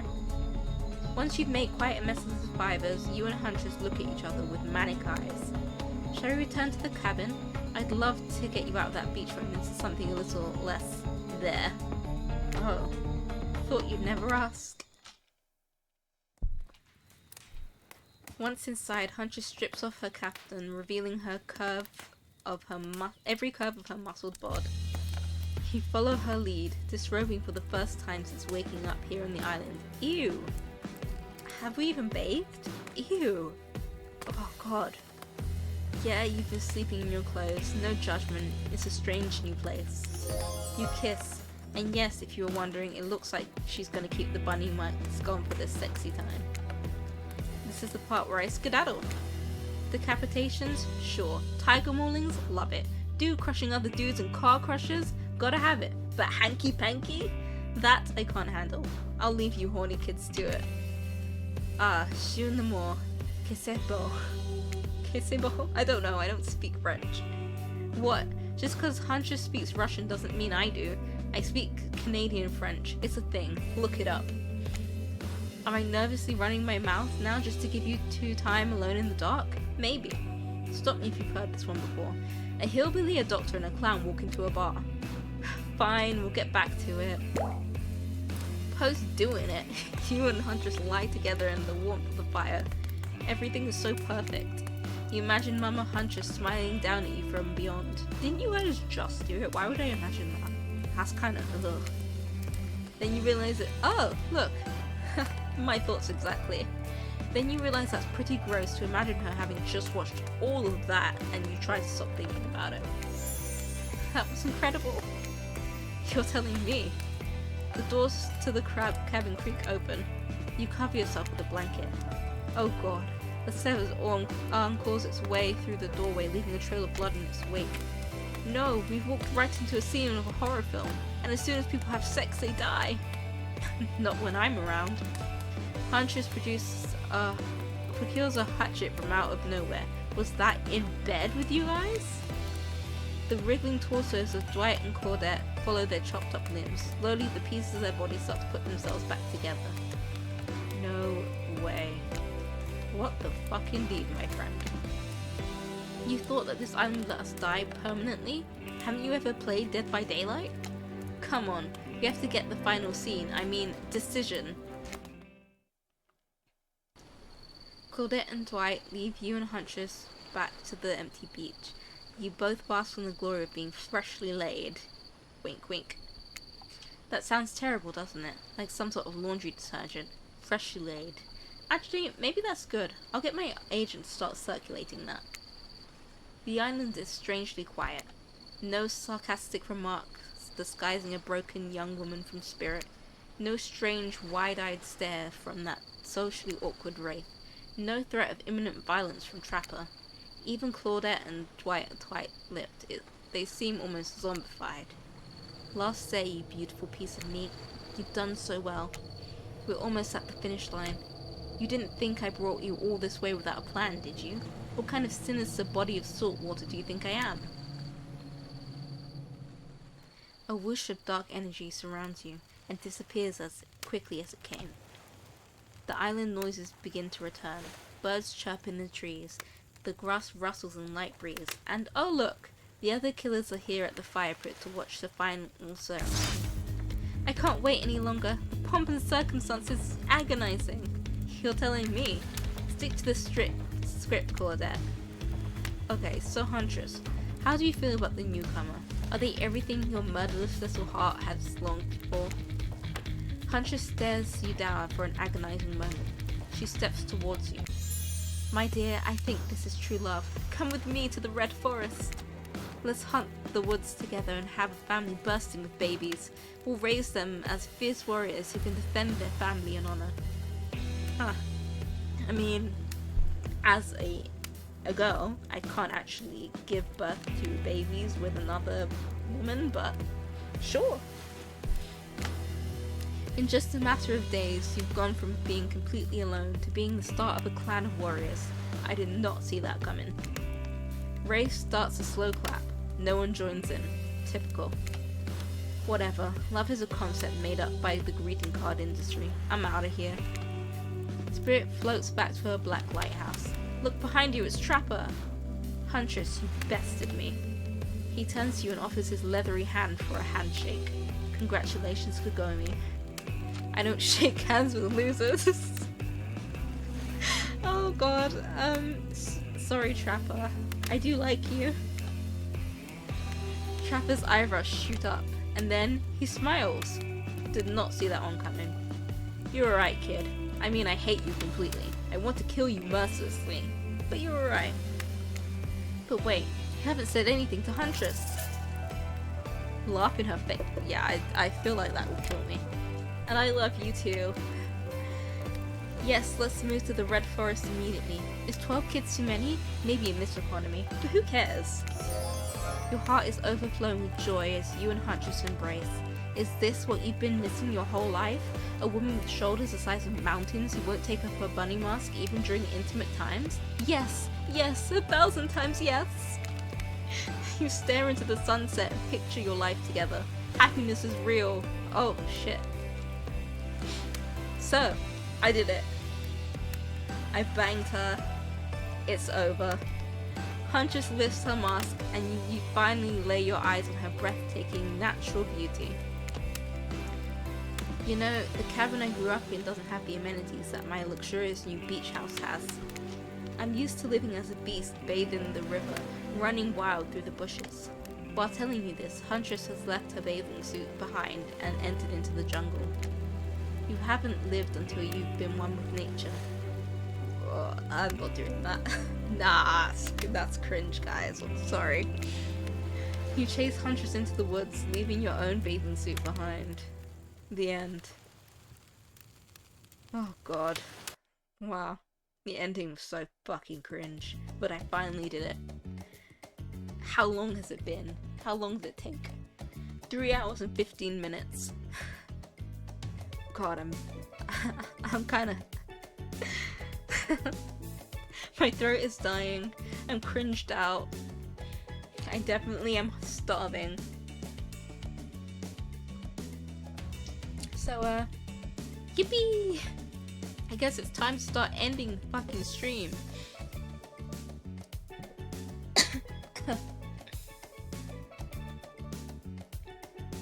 Okay. I'm gonna switch it to this. Do that so you guys can hear it. And I'm gonna check this out.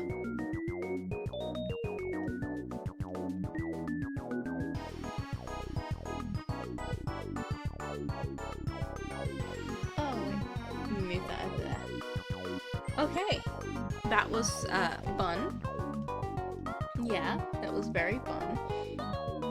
Seeing all the cringy love stuff that I'm 100% not interested in. Yeah. Hopefully one day they'll do like a DLC or something, so I can go and love any other character. But yeah. I'm gonna go eat, and I will see you guys in a day. No, in 2 days. One on, one off. So I've streamed today, tomorrow I won't, and then the day after I will. And I have no clue what I'm gonna do, not gonna lie. But yeah, thanks for joining, thanks for chatting, and see you guys soon. Bye!